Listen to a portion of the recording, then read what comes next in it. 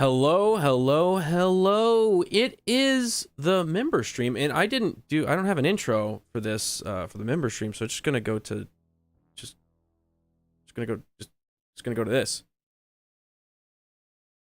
What's up, everybody? Thanks for showing up. It's the member stream. Last month I forgot to do a member stream because time got away from me, and I am a failure. I'm sorry. I apologize, but it's time to rectify that because this month we're gonna do two. One this Tuesday, right now. So if you're the Knights of Knee level, check the posting on the community page and you can jump into the chat right now. We got some people waiting in the back. And then not next week, but the week after that, the 20th, we're going to do another one. So just to let you know, but what is up with everybody right now in the chat? Marty Art, what's up? Patient 6, I'm sorry. It's not the beloved grounded stream. I'm sorry. Not yet. Darth Maul, what's up? Purple Pufferfish, what's up? What's happening? Eddie P. Input Latency. Madness Productions. It's Crombie. Another happy birthday to Crombie, by the way. Darth Call, what's up? Maul in the house. Macy, what's up? Dempsey, Curtis. All right, let's start. Let's get these guys in here because it is the member stream after all. It is. So let's bring him in. We're gonna start with the very first person that jumped in whenever I sent the link out. Seth Alonian. Saw, dude. Hello. This has been a pretty crazy week. A lot of things have happened. Yeah. And then Gloomwood just came out yesterday, and it's awesome. Nothing happened this week. Nothing at all. It's been really smooth. No bad content coming out. But I'm sure we'll get into it. And next up, Colt. Seaman? I hope that's a Navy reference there. Oh no, that's just Seaman. Physical form that I came in as. Okay.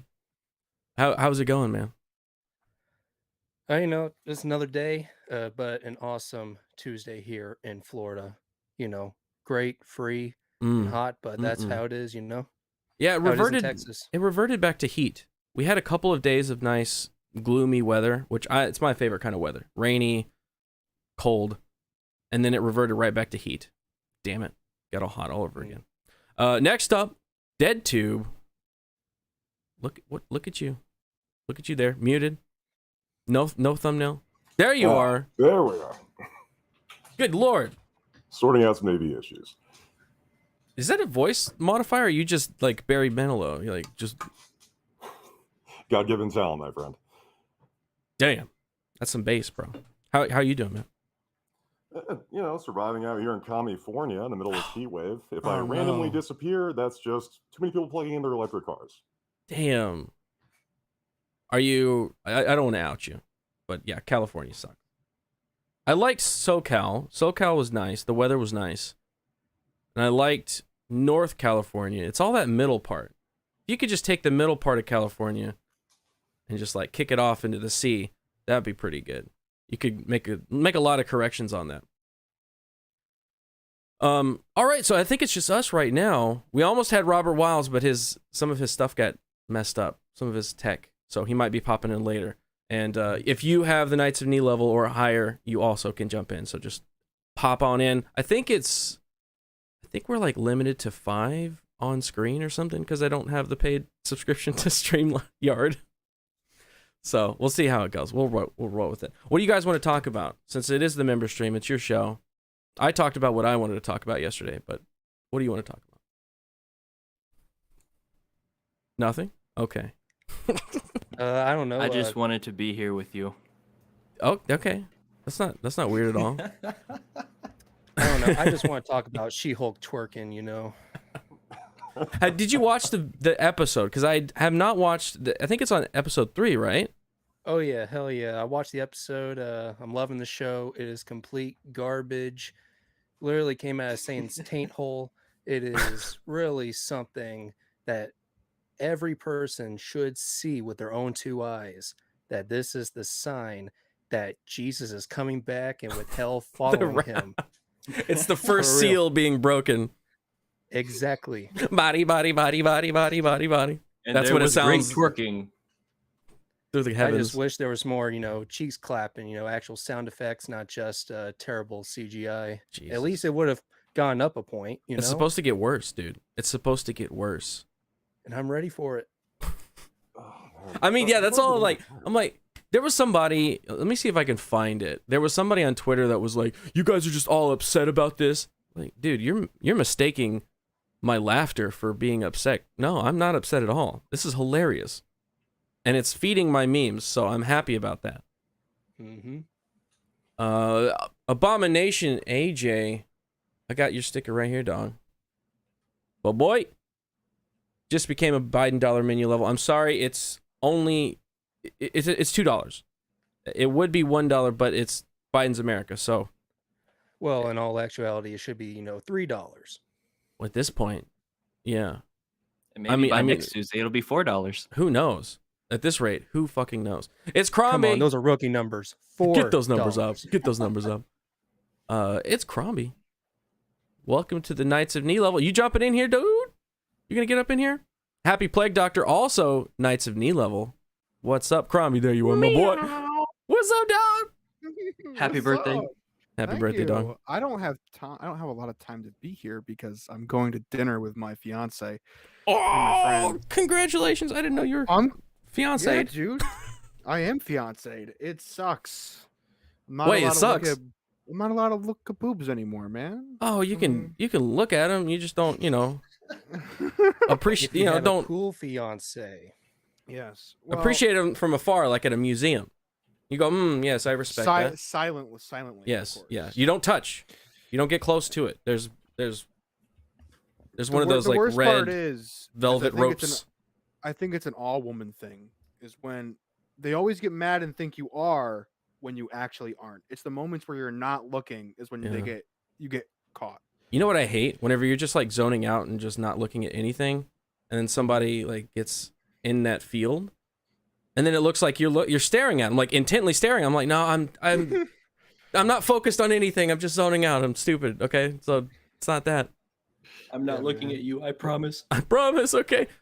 Bradley Burnett But gifted could you- 5 memberships. Thank you, Bradley. I see some people got But could them, you too. at least look at man boobs? I could do that in the mirror, man. I It's mean, free. yeah, that's Oh, like hell that's yeah. every day. That's the easiest thing. It's followed by shame, but like I still get to see. It's That's sadness. what makes it better. The more shame makes it more somebody else speak now. I have nothing to add that up with. You're like, The more the abandoned. more shame, the more of a man you are. That's Yeah. that's how life works, man. Have any of you seen Rings of Power? Yes. I'm gonna be completely honest. I have not. I kind of. Oh man, refuse I was to. afraid. I thought you were gonna say I'm gonna be completely honest. I love it. I watched the trailers and like, it looks beautiful. It looks like There's shots that look the good. Yeah. cinematics look good, but I've heard story wise it's not. I've heard it's bad. Oh yeah, it's It's really boring. bad. Yeah.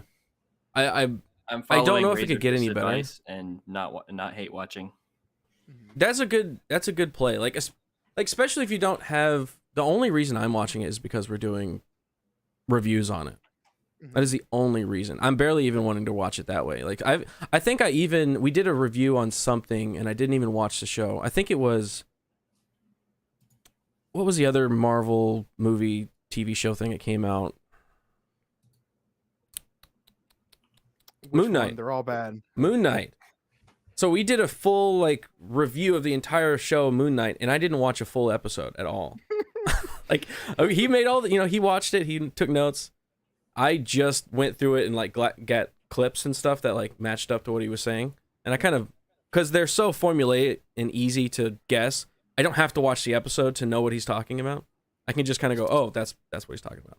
So you looked up a summary before you did your book report. I didn't even look up a summary. I winged it. Hell I yeah. winged it. Well, there's so little plot, you really can get away with it.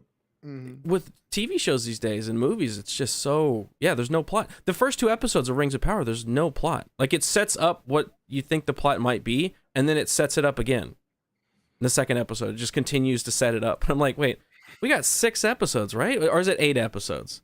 We got 6 more episodes to go. I'm like, where are we going with this? Who are we? It's like, imagine Breaking Bad, but the first episode is just him being a teacher and nothing else. Yeah, and then the second episode is just still him being a teacher, and you're like, I got it. He's still a teacher. All right. She's looking for Sauron. I get it. She's still looking for Sauron. Oh, now she's in the water. I get it. Sauron sounds like a kind of bread. Sauron. A little tangy. Little tangy, a little moldy. A little bit. But it's good supposed to be moldy. Good with butter. Yeah, it's supposed to be moldy. It's What's like up, blue cheese. Arkasu? With this new. Oh, you heard Rings of Power, didn't you? And you were like, oh, got to get in on this. Oh, I had to. I'm working on it right now. Actually, episode 2 review. Oh man, it's. So I had a power outage last night, and it corrupted the file, like the recording file, and it ruined the editing. So I have to like completely like redo it. Yikes, dude! It's lovely. So did you not hit save? Happy. Did you not hit save on that? No, I did. It corrupted it. It corrupted it because it was just open whenever the power went out. Yeah, it was in like some process. I'm not an editor. I'm a noob at this. And so it was doing something. It was like loading, and then all of a sudden the power goes out, and I'm just sitting there. Damn. What program are you using? I was gonna ask the same thing. It's a free program. It's called Hit Film something. That's interesting. I love Hit Film. Hit Film Express is really good. I've never heard of that. Normally, when I have a power outage or something while I'm editing with Hit Film, it'll like it backs up on its own, where it's like, hey, at this point forward is what we remember you were doing. That's what Premiere does. Go back to that if you want. Yeah. It always reverts back. I haven't had an issue. I'm sure I fucking will now, but I haven't had an issue with Premiere crashing to the point where it's completely fucked up my shit. It's usually me that messes up the file. It's me in some way, like I delete something or save over. I could have done that, but I don't know. So I'm actually because I got pissed off about it and I was really upset. I think this review is going to be so much better than what I was going to put out. Because I did you redo it? Went over. I redid the script. What I've done is I started recording like little snippets in OBS just to see how it would look, or how it would sound, so I can get the pacing down, and I don't have all of these like quiet parts where I'm thinking about what to say, you know? Yeah. And yeah, you got to cut all that out. I went through dude, if I didn't cut that out, I would look stupid. I would look like I look on a live stream. That's how I would look. Yeah, same here. With my reviews, I've done one review. It was a more funny review. It wasn't meant to be serious, but I recorded it at like 2 a.m. Marijuana is legal in New York, so I partook before I recorded it. And you can tell when you're watching it, I'm just like. But it's not, because like it's like a stuttering of like astonishment, so it kind of fits with the theme of the review. Because I reviewed a porn parody for the Avengers. Surprise, surprise! It got age restricted immediately. Oh, of course, yeah. I mean that makes sense actually. That does make sense. I don't know. I don't think so. Yeah. Hold on, Bradley Burnett. For $10, hiya! I need to fucking fix that button, damn it. Can't join the stream because I'm grilling dinner. Nice. Respectable. Respect. Still haven't seen Rings of Power, but I'm loving the comments. I watched Darth Brandon's speech. Instead, well, we watched it last night, and it was as horrible as I expected it to be. Best part was when he said, execute Order 66. Thank you, Bradley. Yeah, fucking Brandon. Jesus. I still can't believe you subjected yourself to that speech last night. That was brutal. I wish I didn't. I think it was only because I had this stupid small batch shitty whiskey. If it wasn't for that, I wouldn't have done it. Hey, whiskey's never shitty. Unless it's shitty, then it's pretty bad. Yeah, this is pretty bad. What is it, like $5? It was $29. Or no, it was $32. It was $32.99. So I don't know. Not good. Your hair is getting long, man. I know, right? I don't know how long I mean, it's down to my nipples, I think, at this point. Ooh. It just doesn't stay there because I have weird curly hair. I have straight hair because I have Native American, so it's really straight until it gets long, and then it starts to curl. See, for me, because I didn't get my father's genes in terms of hair for It's also why my beard nativeness, sucks. Because I can't grow facial hair to save Yeah, my right? life. Like, it sucks. But like my hair gets really, really curly instead of straight, and I don't Really? like it. My fiance wants me to look like Lou Diamond Phillips in the movie like Young Guns when he played Chavez y Chavez. That's what she nice. wants. That's what she wants. That's me what to she's look looking like. for. But it's not gonna happen. I got a little bit of tummy. Yeah, I can't be handsome, man. Yeah, come on, you start lifting some weights, dog. Come on. Because why lift weights when I can not lift weights and have fun? But you can have fun when you lift can weights. do both. Lift heavy metal while listening to heavy metal. Do it.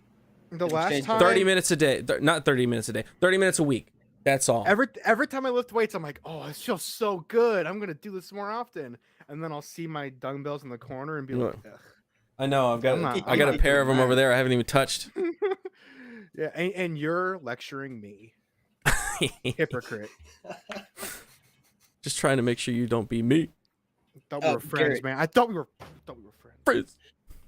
Garrett, real What's quick, up? I just want to I want to show something that was kind of funny that I found. So this right here is the cave troll from the Fellowship of the Ring in Moria. This right here is the snow troll from the Rings of Power. It's just the complete difference. Now focus on this right here. It's a See the snow tusks? troll. It's different. Okay. I don't know. It might This be is a snow different. troll from D&D. It kind of looks like Cuomo a little bit, doesn't he? What they did was they literally like Googled a snow troll, like probably found this stock image, and then they were like, let's tweak it, and then we'll get this. I don't understand that too. That's another scene that like really is. It's really bad. Just the way the world building works. It's like, okay, so that cave troll, it took the entire Fellowship, including Gandalf. Okay, the fucking wizard. It took him how long? 10 minutes? Felt like 5 to 10 minutes to kill this thing. Mm-hmm. And they barely killed it. They were And you like had getting competent whooped. Warriors. Yeah, really warriors. competent. Now this And then is she's in here and Noldor she's like, elves. Bam, killed. I'll You never had, like, know 5 what's so Noldor hard about elves, reading which source material. were just they were top tier warriors at this time, and they can't even fight Thousands of years one troll. fighting orcs or whatever they did, which I still have not seen. You said that she did that, but I haven't We have seen not her seen do what it. you've seen. Yeah, I have not seen what she has seen, which I feel like I should if I'm supposed to respect what she has seen. They're supposed to be really competent, but they can't take a fucking snow troll? How many guys were in that shot when they put their swords down? There was like 8 dudes. 7, 8, yeah. 7 or 8 freaking, like, supposedly warrior level, like, to the level that they'll go to Valinor, like, they were respected. They couldn't even take out this snow troll. They had to have her come in and, like, flip around and kill him. It was so, like, and you know it's just the writers going, we need to show the audience how powerful she is. She's so powerful that all the other men can't do it, but she can on her own. It's just so lame. It's like you could show a story where she comes into the room because she was investigating in a different room and they're battling it and they're getting their asses handed to him still, but they're able to hold him off. But then she comes in and she's able to, like, through leadership, help out, and then you show them all kind of like working together. Every single scene that she's in, she has to be the person that is on top of that scene. Like, she's leading that scene in every single scene. Like, now, for me, would you like to compare this to Helm's Deep when Aragorn like readies the elves and they follow his orders and then he charges with them? Right. She'd be like, no, I don't need you. Bye. Just go right for into it. me, the most powerful females in media are the ones who lose at first. You have to lose to become strong, to be a good leader, to Yeah. like you have to get your ass handed to you before you learn your lesson, and then you learn what it means to be an actual strong leader. And because don't get me wrong, they do female leadership very good in like Alien, and like Battlestar Galactica is a more recent my mom. example. My mom. I love my mom. She's great. Shout out to all the moms out there. Shout out Love you- to love you, my moms. mom who 22 years ago today shoved me out her fucking. I was 10 What pounds. power? 8 Think about that power. ounces. Man. Damn, dude. Yeah, I still got some baby fat on me. Big I old think. fat baby. Yeah. Hey, big boned. I was born this way. Slavky Now that- Nikki now- for $2. Snow trolls look like a low effort cryptid. It does. Kind of, yeah. It looks like SCP. I keep hearing people say that the show's really pretty, but every time I see a screenshot, it looks pretty low rent to me. So I don't know if it's just whatever people are using to screen cap or what. There's some shots that look good. There's some. There's like I'd say a handful of shots that do actually look good. The ones they use in the trailers. The ones that they use in the trailers, and those are the ones that people focus on and go, well, the show looks great, but they don't think about all the in between, like, connective tissue shots that look like ass. There's tons of shots where it's supposed to be on. I mean, it is on green screen, and you can tell it's fucking on green screen. You also have to remember that, and with visual effects, most of the time, a singular individual screenshot always looks bad. Because what's most important is when it's in motion and how it looks in motion. Because it's kind of like with animation when there's like 4 eyeballs, but they're actually turning their head. It's kind of like that. Like, this isn't that. That's a fine shot. You know, it's an establishing shot. Like, you can render this out. It's a far distance away, so you're not getting a bunch of detail, but you feel like you're getting a lot of detail, and it was a nice swooping shot. Pretty well. Kind of looks like a city. Yeah, it looks like a city. There you go. It worked. But then it cuts to inside of this small set that you can't see anything outside of it. Yeah, there's Feanor's hammer, which actually looks pretty decent for it being an actual. It's a prop. hammer Yeah, that it's a you pretty would good prop. use. But Like- it still has that like. It feels elven like feel. stage set. There's something about it that there's like aspects of it that look good. Like, I do kind of like some of these It feels set grounded. dressings, but then again, like, it hits a back wall right here where this could be an open space where you could see the rest of the city behind. Wouldn't that be cool? Like, think about the shots And it's just in right there. in Fellowship of the Ring whenever they get to Rivendell. All right, I gotta go. I'm getting in trouble. All right, see you, bro. Bye. Take it Have easy. fun. See ya. The shots in Rivendell, like, think about there's a shot where it comes across and it gives an establishing shot of Rivendell, and then it takes you inside of Bilbo's, like, his apartment, his living space with Frodo, and they're having a conversation, and they're on the balcony, and you can see the entire backdrop of Rivendell behind it. So they've married those things together, so you feel like, oh, this is the same location. It feels like a grand scope. That goes from super, super wide shot of the city, where you barely even get an understanding of what the city is, to tiny, tiny little room with no visual to what's outside of this room. That's just like a stylistic art direction choice that I don't think was very well done. And Also that shows carries that- across the whole show. What also shows that Rivendell was basically a character of itself. You felt like this whole place is almost like a whole nother world, that when Frodo wakes up, it felt like he is somewhere else. Yeah. And He's like- somewhere safe. Exactly. While here, it felt basically you can put this one scene anywhere else in the show. It could be, feels- who knows? Is it inside the Dwarven place? I maybe. It could be. feels like Is it inside yeah. one of the other elven cities? Yeah. Like, think about, again, go back. I hate, everybody goes back to Peter Jackson, but go back to Peter Jackson. The elven cities in all of those movies are different. They feel different. They have their own aesthetic. Like, even into The Hobbit, all of those cities, they have a different feel to them. All of these, the elven cities in the show, they feel very much the same. Even the Grey Havens Feels like these are the same locations. Yeah. It's like you can tell the difference between the Grey Havens and Rivendell. Like the Grey Havens is like only has one purpose, and that's for a Círdan to look out at the sea and be happy with his boats, and then for other elves to come and send them over to Valinor. That's Like, it. that's it. But Rivendell is supposed to be Elrond's home. That is where his family is. Mhm. That is where his people are, and it's supposed to be a realm of its own that is untouched by men, dwarves, orcs, Sauron, even Yeah. hobbits. It is supposed to be only for elves, and even then, when we see it in the Fellowship, it is on the decline because they know that they're leaving. They're going to be going to the Grey Havens, but it still has that grandeur to it. Yeah. Mhm. And it's like these are all like nitpicks.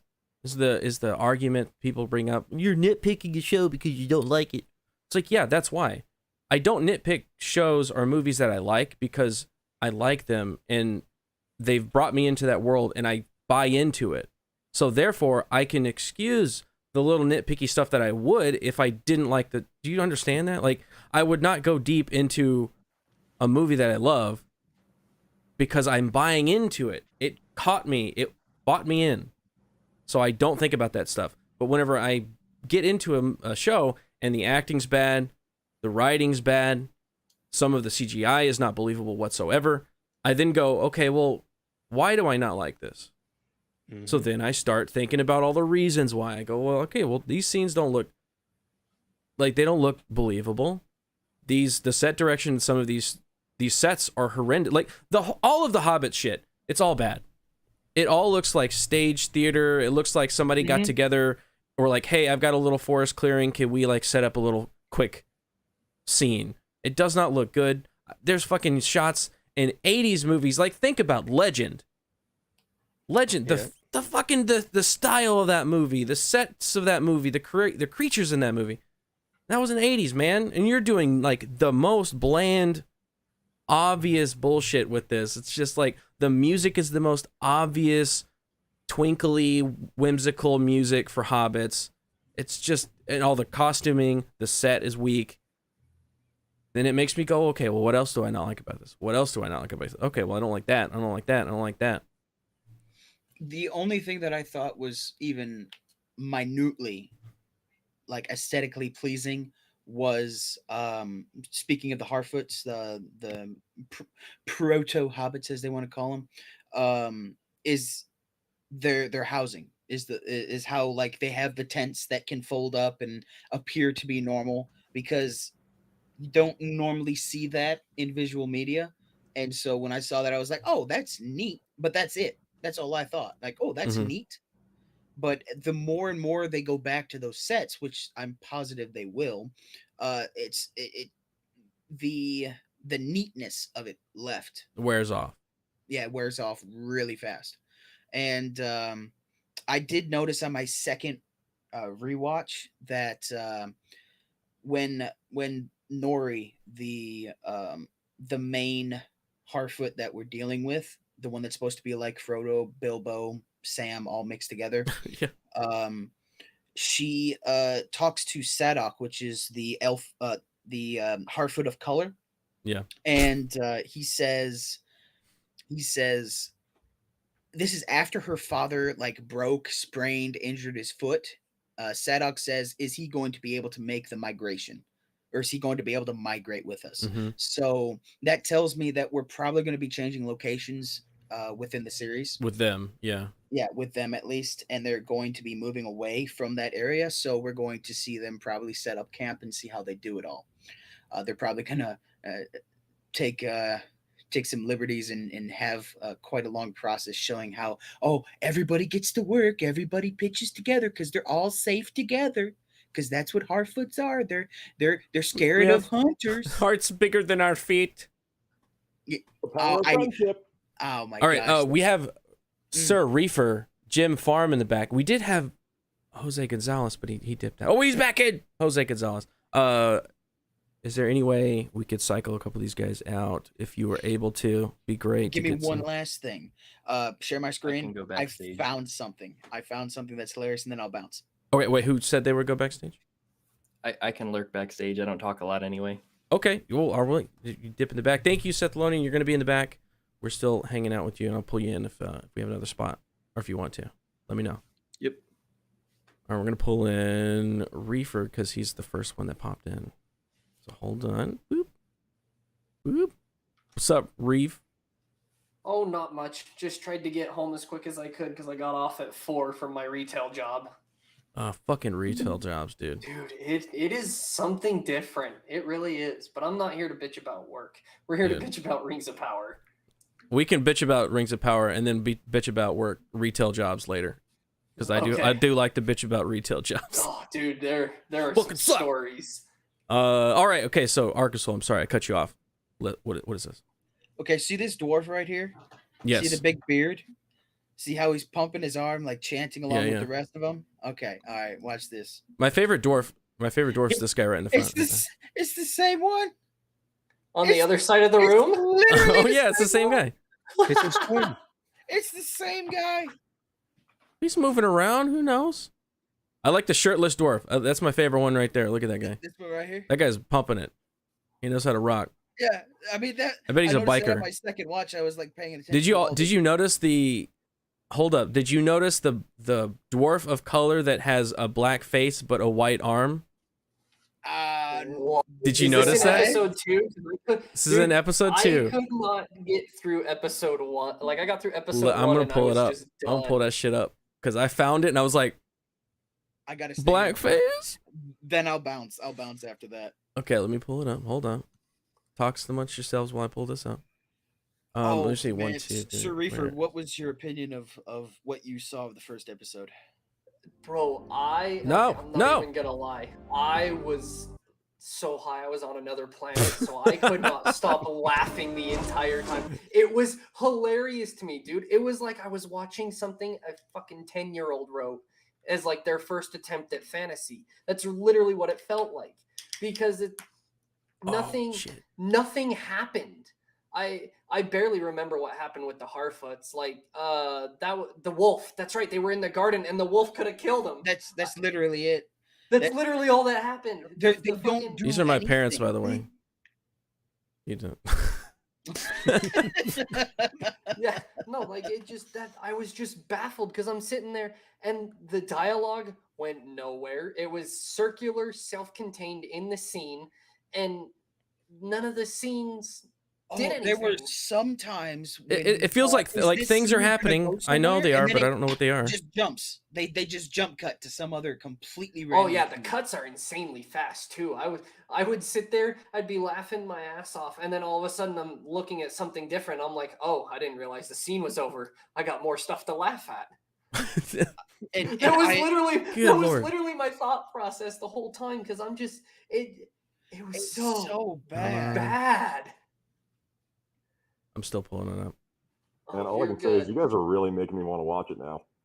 I mean, don't. What are you, masochist? Hate watch, dude. At this point, don't give them the hate watch because they are going to tout each and every single viewer that they get. And so for once, true capitalism and aligns with self-proclaimed communist goals right now. Like true capitalist goals right now aligns with the communists. It's like we don't want these corporations to make any money. To be perfectly clear, that was sarcasm. Trust me, I'm not going to put myself through it. And to be fair, it is much funnier, to watch Core Black or Az watch it because it gives them pain and therefore gives us entertainment. Other people's pain is quite. I can't find this pay for shows when you can have it for free through other people's rants? Misery.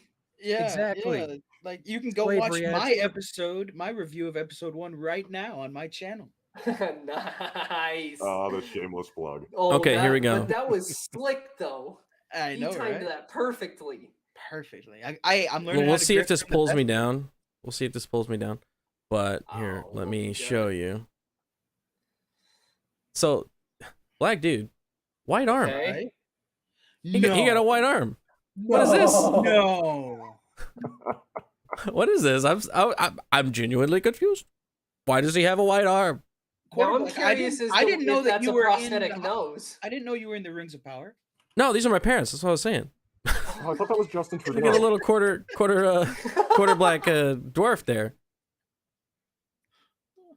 I'm so confused at what's going on here. Because there's another shot. I don't know where it is, but this is the only one I found where his arm is like up here and you can like clearly see. I need better It's a curtains white in ass my arm. office. That does not look right at all. I was confused. No. And then about Disa, I came out of the show going, you know, I actually kind of like Disa. I think she's the best character in the fucking show. She was Absolutely. only in episode 2, right? She was only in it in episode 2, and she was only in it for one scene. We only meet her for like what, 10 minutes maybe? Yeah, across the not even, I'd say 5 minutes across like the different shots. Because again, they cut from one scene, half of that scene, and then cut to something else, and then come back to it, and then come back to it, and it's like we don't even really get a full scene before it cuts away. So whenever Disa is on screen, she's very bubbly, she's very friendly. Yeah. She's been married to Durin for like 20 years. The chemistry's there.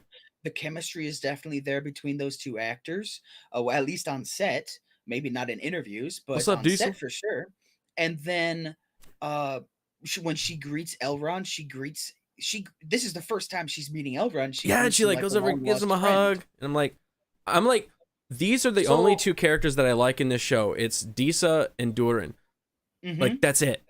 Everything outside of that, there's no chemistry between anybody else. Like Elrond has no chemistry with anybody he interacts with. Definitely not Galadriel. But that scene doesn't do anything for the plot. All it does is it just introduces Disa, and it makes you kind of like Durin a little bit more. Yeah. And then the only thing it did was it made me think, okay, Elrond, okay, he's got a relationship with Durin. He's on friendly terms with the dwarves now because of Disa, like making Durin eat with Elrond again after a 30-year absence. It's just like maybe there might be a little bit of a like that's all that entire scene. That entire, Yeah. like, I guess the multiple scenes that you see, the one thing that you learn is that he had a relationship, like he was friends with Durin, and he didn't talk to him for 20 years, but Durin still cares because he kept the tree and grew it the whole time. Yep. That's all you learn. Yep. The whole episode. And then you think about a show like Primal. I go back to that because it's such a fucking good show. No dialogue whatsoever. It's 24 minutes long. You get so much more interaction between characters. You get motivations between characters, between each other and what they want individually. You get emotion. All of these things in a 24-minute cartoon show with no dialogue.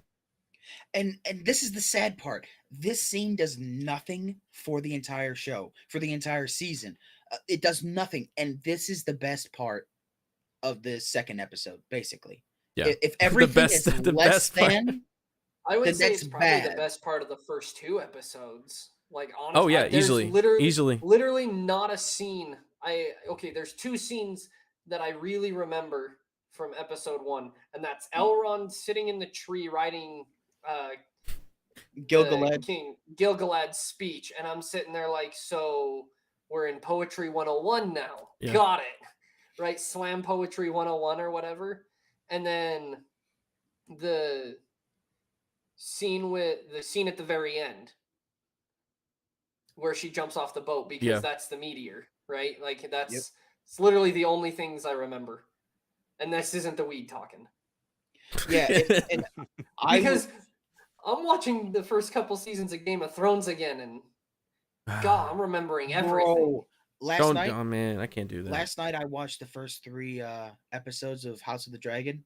Whoo. It's good. And that's what's great right now is we've got 2 shows that are coming out at the same time. 2 shows that are prequels. One show about Lord of the Rings that we hate, and one show about Game of Thrones, which we had hated because of season 8, still hate it because of that. Yep. That we're all agreeing. I mean, a lot of us are agreeing that it's actually really good against what we were expecting it to be. So the arguments of you just hate everything, you just want you just want to have hate clicks. We like that show. And then if you get into we're claimed to be racist, Disa is our favorite. Like it's almost unanimous of it. Anybody that says anything positive about that show is Disa is the best character in the show. And she was in it for less than 5 minutes. Mm-hmm. I'm glad the worst person to watch in interviews is a good actress. That's nice. I was like, wow. Like, I did not expect that. I was like, she's really obnoxious outside of that, but she's lovable in the show. Why can't you Which just do means that? she's a very, very good actress. So Yeah, Props to bravo. Absolutely. like honestly, like that's fucking impressive talent. I couldn't do that shit. All right, so we have Jim Farm and Jose Gonzalez and Diesel in the back. So I'm gonna cycle in a couple more guys. I am gonna bounce. Thank you, Okay. Porta Black. If you guys are still going in like an hour or two, I might hop back on if All you got right. a spot. But if No not, problem. y'all take it easy.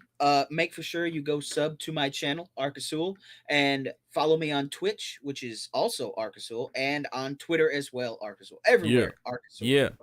About to drop Alright. that episode 2. Episode 2 is coming out There you go. sometime tonight or early morning tomorrow morning. Yeah. So, Let's be go. looking out for that. Later, guys. See ya. Later. All right. Jim Farm, what's up, Jim? Howdy. What's happened, dog? Just waking up. I have a night schedule. Oh, do you? That was my favorite thing to do. Uh, Was the night shift. yeah, I just didn't sleep. I'd always That's the fight for that. problem. So how are you doing? Dude, I'm doing good. It's been a crazy week. A lot of crazy content coming out, and then the Twitter sphere has just been really stupid since it came out. Like, Bro, hilarious. how did Gary get a blue check mark? I don't What? know, dude. That What the hell happened there? is one of them now, man. One of them. Can't be I trusted. don't I'm know. loving not all the on Sauron Twitter at memes all, and shit ever, like but, that are in his replies. I Sorry, know. Jim. No, it's just for me. I'm like I never got into Twitter, and Ugh. so it's like really weird. And I'm like I follow what Crowder said. If you never gotten onto it, don't get onto it. I'm like, Yeah. that If you don't makes have a sense. reason, like the reason I do it is because it's good for networking. Like I'm able to talk to a lot of people that I know through there because I don't have individual numbers. And then also it's good to like get news stories because they're like always flying through and you go, oh, there's something to talk about. Other than that, it's just a trash fire. I don't even like to make fun of people anymore. I used to go in there and just like start making fun of people just for sport. It's not even fun. It's just sad. It's just sad now. Like these arguments are still going on. I've already like dunked on 80 people with the same stupid argument. I can't do it anymore.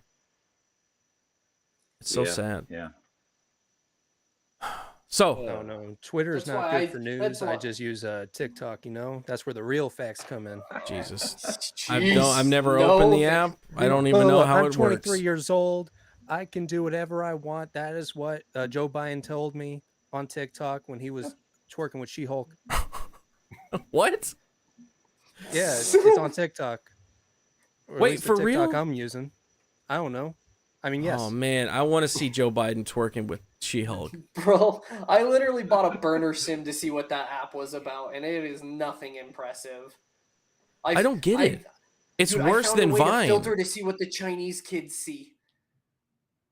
It's all smart shit. What do you mean, like lessons? Like it is not the dumb shit you see here in America. It's like science stuff. Like quick little science projects kids can do, and then explanations of different like chemistry. So we get like, stupid people like Yes. lip syncing to songs and twerking and stuff, and they get smart Yes. videos. Look, Yes. What the hell? twerking is more important than science. They Damn. actually use a wholly separate algorithm for. Oh mainland yeah, China. no, that's Yeah. 100% what it is because I had to VPN to Eastern Asia, right, and essentially make a profile that was a communist sympathizer. To get into that like side of the app. Yeah, but I That's don't crazy. like it. Like It makes sense though. I only liked like the STEM stuff and like stuff I was interested in that's okay with the party over there, Mm-hmm. right? It's like computer stuff, like and like board repair stuff like that. And then I have my ASMR is this dude who cleans watches. It just Yeah, it's nuts how drastically different it is. well, it makes sense if they want to subvert our culture and the minds and hearts of our youth. They put all this stupid crap in the field and go like, "Oh, this is what your culture should be," and that like it totally worked. It totally yeah. worked. Gen They're Z just was they're gonna just be a continuing based what the at Soviets fucking. started it during the Cold War. It was gonna be a really during the based 30s. generation Gen Z, but then TikTok came in and just fucked them all up. Well, here's something. I'm pretty sure that Xi Jinping was a fan of the movie Idiocracy and then made a full-on plan Who's to like, make us how do we do this? like that movie. Gatorade All I'm water. saying is, oh hell, who was the president in Idiocracy? That was Terry Crews. Yeah, Terry Crews. He was a porn 2024, star wrestler actor. Hell yeah, that's the president we need now. Instead of old man McCracker, Oh man, we need, It's sad how big close buff we are. black man. It's sad how close we are to Idiocracy. It really is. Like our populace is just that stupid. My favorite part of that is whenever they go into the supermarket and they just go, "I love you." Like it's not even just, it's down to the base idea of trying to, "I love you, I love you, I love you." Sounds like every relationship I've ever been in. It's a great fucking show. I'll watch videos like It's a Gundam stuff where he's showing all the worst of TikTok that he finds, right? Oh yeah. So the other day I watched his one on manifesting. Then I kid you not, like 24 hours later, I'm talking to my girl.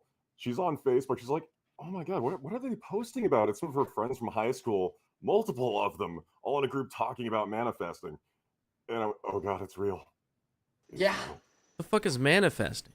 Oh, dude. Oh my. I'll pull this up for you. Hold on. Oh no. I will find this. Is this like The Secret? Like, Bro, you think it into reality and you'll get numbers into the ether and your wishes are granted. That's Bro. literally what this is. What the fuck? So it's kind of like Reality a 20 game side chart? die, and you just throw it, see what your luck skill is going to be for the day. It's pretty much. Hold on. Oh man, that's some. Doesn't he have this in a? Yes, he does. It's DBZ for hippies? What? Oh no. Dragon Ball Z? Here, I got one. You'd be over 9,000. Let me Look, find the a only good DVC clip. I know is the Evolution movie, man. Monkeys and Chow Yun Fat. Yeah, dude. That's the best version, isn't it? That's the only version, okay? Yeah, that's the only acceptable weebs version. over there in your anime land do not know what Dragon Ball Z is. Yeah, It man. is with Chow Yun Fat and the white guy from I don't know where he's from, but he plays as Goku, which his real name should be. What else is he from? Henry. He was in War of the Worlds. That guy. Yeah. He was the shitty kid. Yeah, that shitty kid. He went over the hill and Yeah. died, but then didn't die. Yeah, he should have died. Blasphemy. Okay, I don't care. Diesel, I see you, and it's not You know what? because I am not a fan of anime. You don't like anime? Oh man, the chat's gonna kill you now. I'm a noob. All right, I only seen like 3 shows. Death Note. That's basically me. Okay, though. so in the Cowboy private Bebop chat, I'm gonna and, put a link, Garrett, because I'm on My Hero my Academia. shit can I didn't PC. watch that one. But this is if you go to the timestamp 136. This is one of Gundam's videos on TikTok. Cringe. All right, you're one. But by the way, some of the good anime is Oh, hold like, on, I gotta share it to you guys. the movie, Bakano, and Said 136. Yes, 1 minute 36 seconds. Oh my god, what is this? and Trigun. Trying to think of what else. Badass. They start casting magic spells. I've seen more herbs and spices in these damn videos than I've seen on my chicken. They blocked you, that's not a problem. First, you have to know that you created the fact that they blocked you. Will this work even if my SP has blocked me on everything? I'm guessing SP stands for special person. And if you've pissed off a dude enough to where he blocks you on everything, that probably means because you're an asshole. Horror of horrors, just because you're female, it doesn't mean you're... My I love favorite Gundam. part of this is you can see how fucking crazy she is by looking in her eyes. Just dead eyes, like a doll's eyes. But at the beginning of that video, they were wide and staring right into that camera. And this is what's influencing our kids.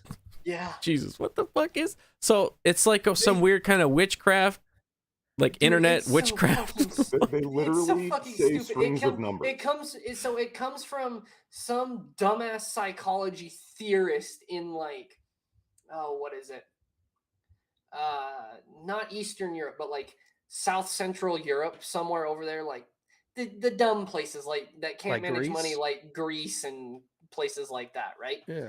And he basically talks about like simulation theory, and you can hack the matrix by speaking codes, Yeah. right? And so these people Cool. start speaking fucking numbers like they think it's gonna do something for them. Isn't that just praying in a different form? Yes, that's just praying in a different form. That's what really the Mormons do, you know. So I'm not a big fan of organized religion, but I'm a God-fearing man. That's the way I put it. Fair. So, I relate to that. That's what God really wants. I relate to that a lot. He is disappointed in the churches and everyone else because everyone's being stupid. So it's much better to, you know, serve him on your own than basically rely on somebody else to preach the word, you know? Yeah, you don't need an organized religion. Yeah, Right. Jesus didn't want this. That's just my thing. But if you think about it, simulation theory is step 1 to Christianity. Basically, so it is. It's like somebody created it. Yeah, so like they're sitting there explaining it to, and you're like, okay, so there's one all-powerful being that created this simulation, right? Yeah, okay. And or maybe there's a group outside of could be a pantheon of programmers.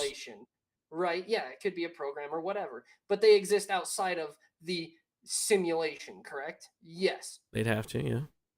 They could program anything they wanted into it, say an avatar, a custom avatar for themselves, right?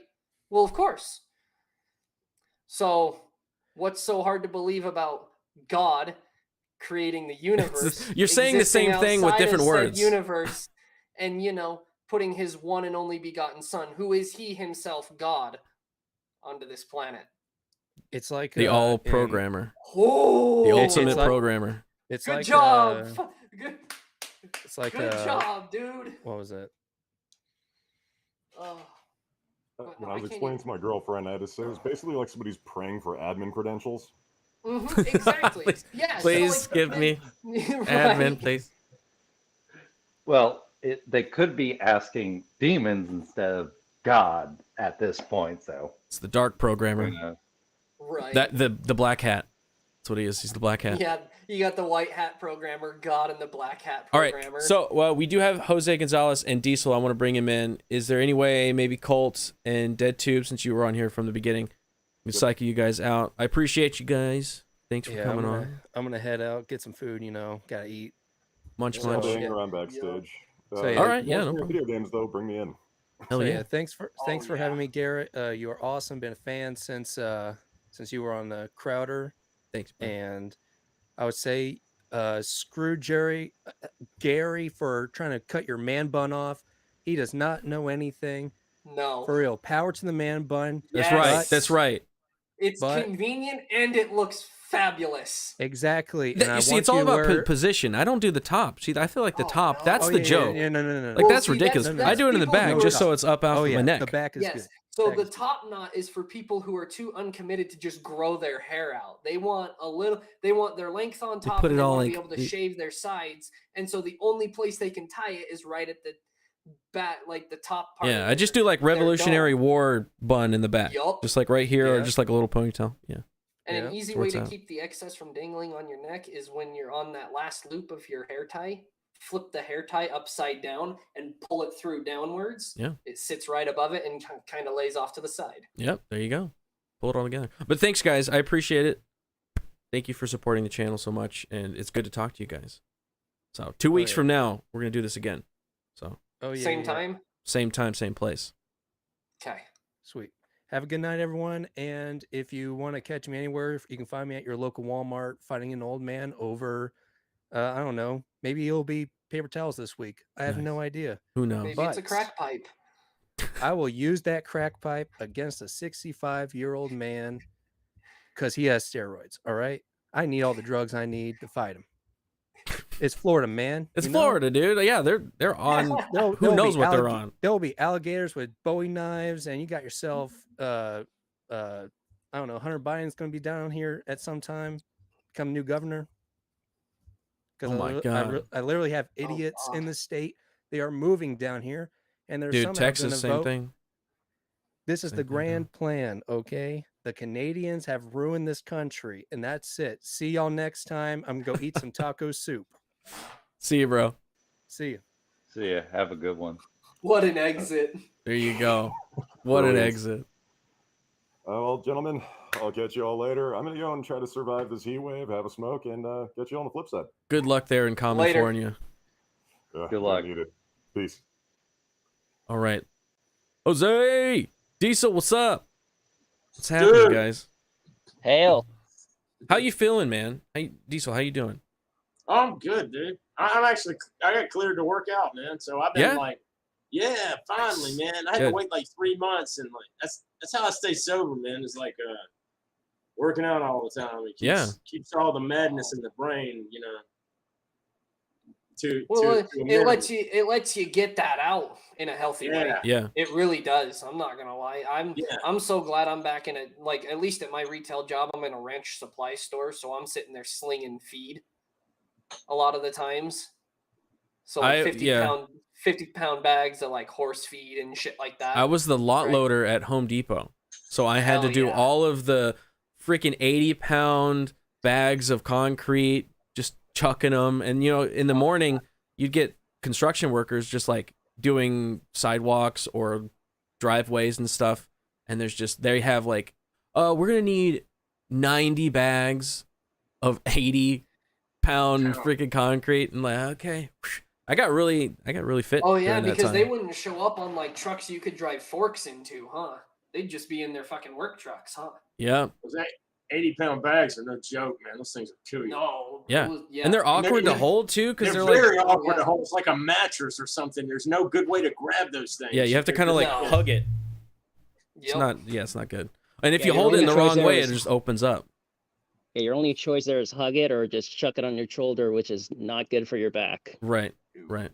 So I was doing that, and I was like during the summer in the actual lot pushing around carts and trying to stack as many as I possibly could. Those were fun times. I miss kind of working at Home Depot. I hated it, but / kind of liked it at the same time, because you got a lot of exercise out of it. No money whatsoever. Oh God, no! Even now, it's so still bad. no money, dude. I'm just glad that my situation allows me to not have rent or even really a grocery bill. Oh, nice. I think there's a lot of people these days, like not even, you know, it used to be like looked down upon to live, like, I'm not saying that's what you're doing, but like live with your parents or whatever, but like taking care of Dad's house for a few years. Yeah. Oh, that's even better. So it's only me and my cat, but it's technically not my house. Yeah. But a ton of my friends, like even older than me, like into their 40s, they end up having to live with their parents, and it's almost like a joint thing. So obviously they're like all making money, but that's the only way that they can live is with each other. Is that everyone has to be working. It's what it used to be is when your parents got to, or when your dad got too old to work, the son would take over, right? Mm-hmm. Or if no sons were there, whatever man married the eldest daughter at the time would take over working for him, and he'd pay the bills around that house. And then the parents would be taken care of by the kids. A lot like what happens in Japan, only there's so many seniors over there that they vote heavily to increase their pensions, which is a tax on the younger generations. Seth Alonian, that's a good point. I'm hoping families living together will help get some of that back. Should. Get some of that culture back. That'll definitely help the culture a lot. Just like make things more tight knit, because you're like literally have to live with each other to survive. I think part of what plays into that is the ability, like the transportability in the U.S. You're able to just pick up and move whenever you want. And that's kind of what my mom's family did, whereas my dad's family stayed a little more tight-knit in kind of the same relative area, right? Few people moved out here and there, but it's mostly like my dad's generation. They just barely started that branch. So it's like that kind of drives families apart, because long-distance communication is still relatively new if we're looking at it honestly, generationally speaking. And we haven't really learned how to keep in touch over long distances as a species. I know I haven't. Fuck, I'm terrible about it. Even though we have all the tools to do so. Exactly. But we just haven't adapted our social lives to do that yet. Yeah. I think that we're like limited.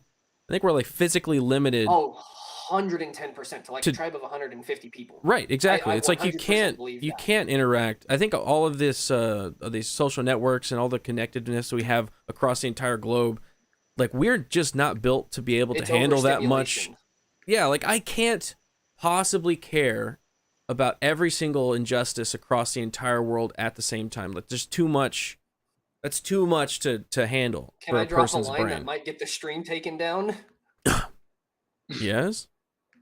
That's why I don't give a shit about what's going on in Ukraine. Exactly. That's what I'm saying. No shit. We got enough problems here, man. It's like, yeah, like it sucks. I mean, I am also seeing a lot of videos of them dancing the night away on rooftops and clubs and shit in Ukraine. I'm like, all over the Russians. I'm like, what the fuck are you doing? We're really kicking the crap out of Ukraine. I said that from the beginning. They would have taken Ukraine by now.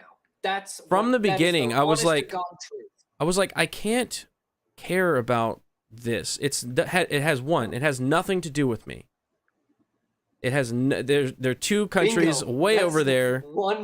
I don't know anything about their politics in between each other. Why am I expected to give a shit? Ukraine is like, I know that there's like geopolitics and like it means Russia's making a move to try and take more ground so then they could attack us in some way. Like, Ukraine's like an irradiated dude. There's like, I'm like, that place has been like Russia's toilet for forever. I mean, does anybody remember, Chernobyl? I mean, that whole, I don't, everything about it is like sus. I know the more you look into it, the weirder it gets, and the more you're like, wait a second. And then I find it really fucking convenient that Hunter Biden was on the on the board in the Ukraine. Well, so isn't that a little fucking sus, man? All of a sudden you get in, and then now we have a big Ukrainian problem we got to send billions of dollars to. Well, and that's just the thing. It's like, if you look into the geopolitics of it, the reason the Ukraine is so important to the U.S. government is because it's our politicians' laundromat. Yeah. Or toilet, yeah. Fucking running money through it. Yeah, that exactly my point. They launder a lot of their money through the Ukraine. It's fucking clear now. On a plus side, those Stalker games are pretty awesome. I don't know if you ever played those. Those are really cool. Those open world games. Oh yeah, the Stalker games. Those are awesome. Yes. That's all. That's my positive. Is that Ukrainian thing? Yes. Yeah. Yes. I like the Ukrainian people. Like, I don't have a problem with that. Yeah. It's Ukrainian people are great. It's Fallout, but so much better in my opinion. Yeah, really? Yeah. It takes place around like Pripyat and Chernobyl and everything, and it's like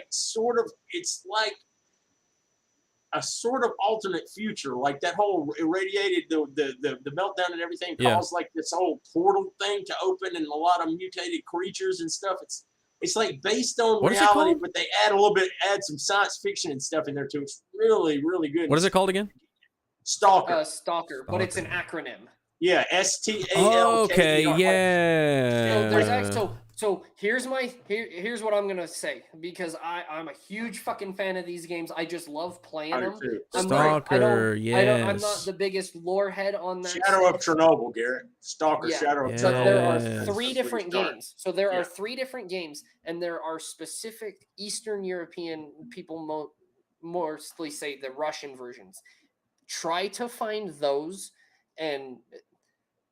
Dude, this looks awesome. Yeah, it does look awesome. I want to play this game. I'm not gonna say I condone stealing, okay, Mama Susan, but that's horrible. Yo ho. That's a horrible thing to do. Yes, don't ever steal, but a bottle man. of rum they're for free. me.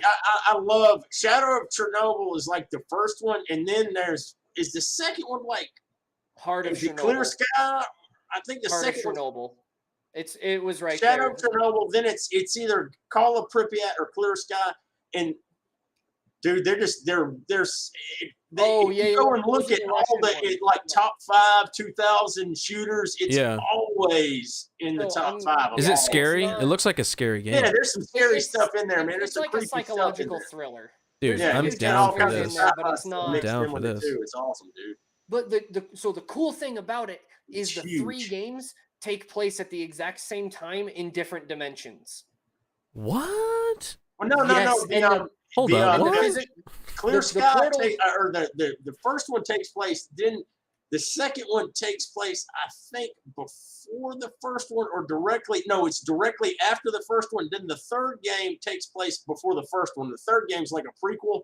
It's all pre-rendered stuff, isn't it? It's Right, it's so- it's it's, In- it's in really engine good, though. pre-rendered. You can jump So- in. You just jump into it, man, and it's like huge. Yeah, The so games Diesel. are huge. So those are actually the Western local. Those are the Western versions. The Eastern versions were released much sooner. The Western ones are like vastly different games. I have to check those out. Really? The Eastern ones. I want to Yes, check them out. yes, man. because I love those had games. okay, And so how- I had a guy in when did this come Mahler's out? server 2020? turn me onto Okay. this.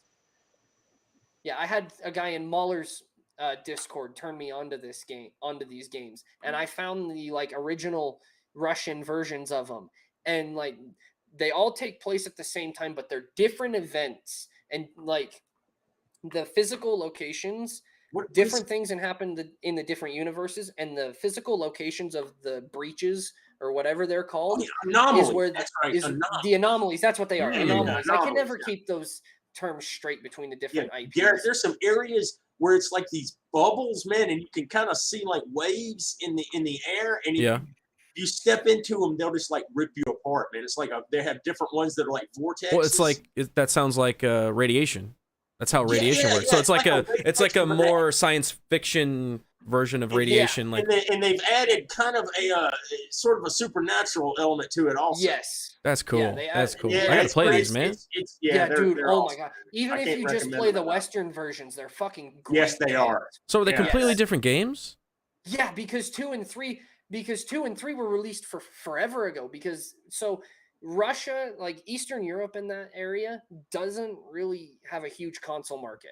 A lot of them are playing on low-end PCs and laptops. Okay. And so these games were developed and just released in that area of the world because that's where they could physically ship like CD-ROMs Ah. in the early aughts, right? And then So then they like remade it basically yes, and for then everybody else. They essentially rebooted it in the West because they bought the IP, Interesting. paid the Okay, guys a whole okay. shit ton of money, that kind of thing, right? And so if you can find and digital versions of those original games have been uploaded by this point. If you can Okay. find those, and like I said, yo ho Yar- yo ho, yar. know which Yeah. yo ho, Or- know which or- links to click on. And yeah, I'm definitely, since you pointed that out, I'm definitely gonna check that out. But if you just wanted to jump into it, Garrett, Oh, like yeah. Shadow of Chernobyl, Try the new one. yeah, Yes. well, I don't know, that's the original game. That's where I started it, and Yeah, that's Can I where, pop like, one more the So the person in first here? ones are the same. I'm gonna The first try it. ones are the Jump same. into Oh, I it, totally 2 and 3 are can. the Look at that. differences. Yo, what's up, Happy Plague Doctor? Oh, you're muted. You're muted. Muted. Okay, How there about we go. How about that? Right. How about that? There you go. Man, I heard y'all talking about working, so I thought I had to chime in. Work. Works, yeah, work, but it's good to do, man. Like I said, you were talking about how you were working at where was it? down. Home Audio's down. I'm turning you down a little bit. That's fine. Keep going. Okay. Keep talking. I'm sorry, man. I am a loud person. It's okay. But you were talking about working at Home Depot or whatever, Yeah. and how you missed it, how you missed that hard Yeah, a little work. bit. Yeah. Yeah, I think a lot of that's lost these days on some of these younger people. Yeah, because it's like when you're in it, it sucks, but then you think about it when you're not doing it anymore, and I'm like, I'm sitting all day for my job, like all day, every day, pretty much. And it's good to, like, I have to then make myself go out and do physical work. Right.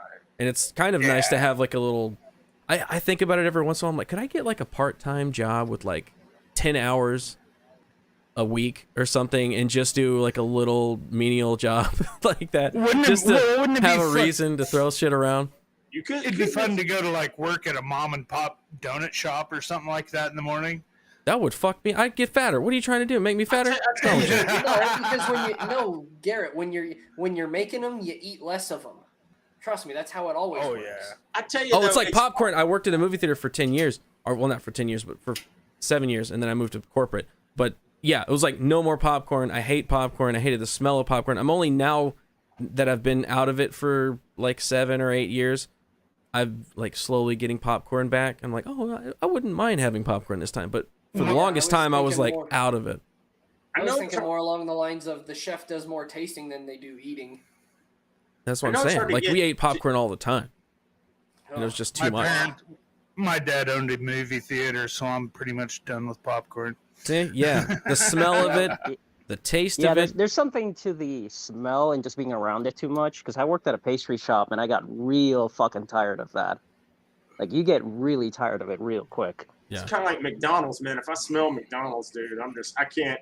To this day, man, I think there's like radioactive waste that goes into McDonald's or something. There's something about it. Oh. Like there's a smell to it. Man. There's a smell. Something wrong. I've not Something you can't put your smelled finger that on it, but there's smell. something Yeah, about it. it's something off. I don't know what it is, man. Didn't somebody put a? Oh, I was gonna say, didn't somebody put a McNugget under a microscope and there was all these like weird little bits of plastic and shit in it? Oh yeah, Not surprised. microplastics. Oh yeah, microplastics are in your blood, and there's nothing you can do about it. That's like everything, yeah. I tell you, Garrett, I know it's tough to get motivated to do it, man. And like, I'm kind of blessed and cursed at the same time. But like, if you can force yourself to start working out and stuff, once you start doing it, if you can do it something like 20 times in a row, it becomes like a habit, and then you just start to where it's like I started to lose my mind this past 3 months, man, because I had surgery and I couldn't I had no outlet for like my insane alcoholic brain, man. And now that I'm able to get back to it, I've kind of picked that back up. But I know dude, if things are going all right for you, it's like hard to get motivated to make yourself like go to the gym and work out stuff. Like I don't even go to the gym. I just have some weights around here that I figured out how to do stuff or whatnot. But like if you can never get into it, man, it's like I was consistent for about from January to about last month. And then because of travel, like we were doing a bunch of meetups and stuff, and I got out of it. And it's like that easy to knock you out of it. Because like you can build up this kind of habit of, okay, it's 5 o'clock on Monday, it's time to go to the gym. It's whatever, it's time to go to the gym. And then if you don't for like a week, you're out of it already. It's the same thing with the meal preps and with eating right. Like for me at least, I can get knocked out of that whole cycle easily. And it's hard to like build it back up again. And sugar is some addictive stuff, man. Yeah. Dude, I slipped up and started eating some sugar too after I had surgery, eating junk food here and there, and then it was like, then I had to like force myself back off that stuff, dude. That stuff is hard, man. You stuff like my nephew had a birthday party this weekend and they had the cake, and I'm sitting there and then like my brain having that inner struggle, like gotta go get some of that diabetes, man. With I equated. No, go ahead. Oh, I was gonna say, especially with everybody selling coffee lately, I began trolling people about caffeine and how it's legal speed, and they give it to their kids. Yeah. Oh, dude, it really is. It is. Oh, absolutely. It's 100% addictive. It's like in Dexter. Do you ever watch Dexter, that show? Yeah. You know how he explains the dark passenger? I have a dark passenger, but he's 500 pounds, and he's always like right there. He's just like, go get that burger.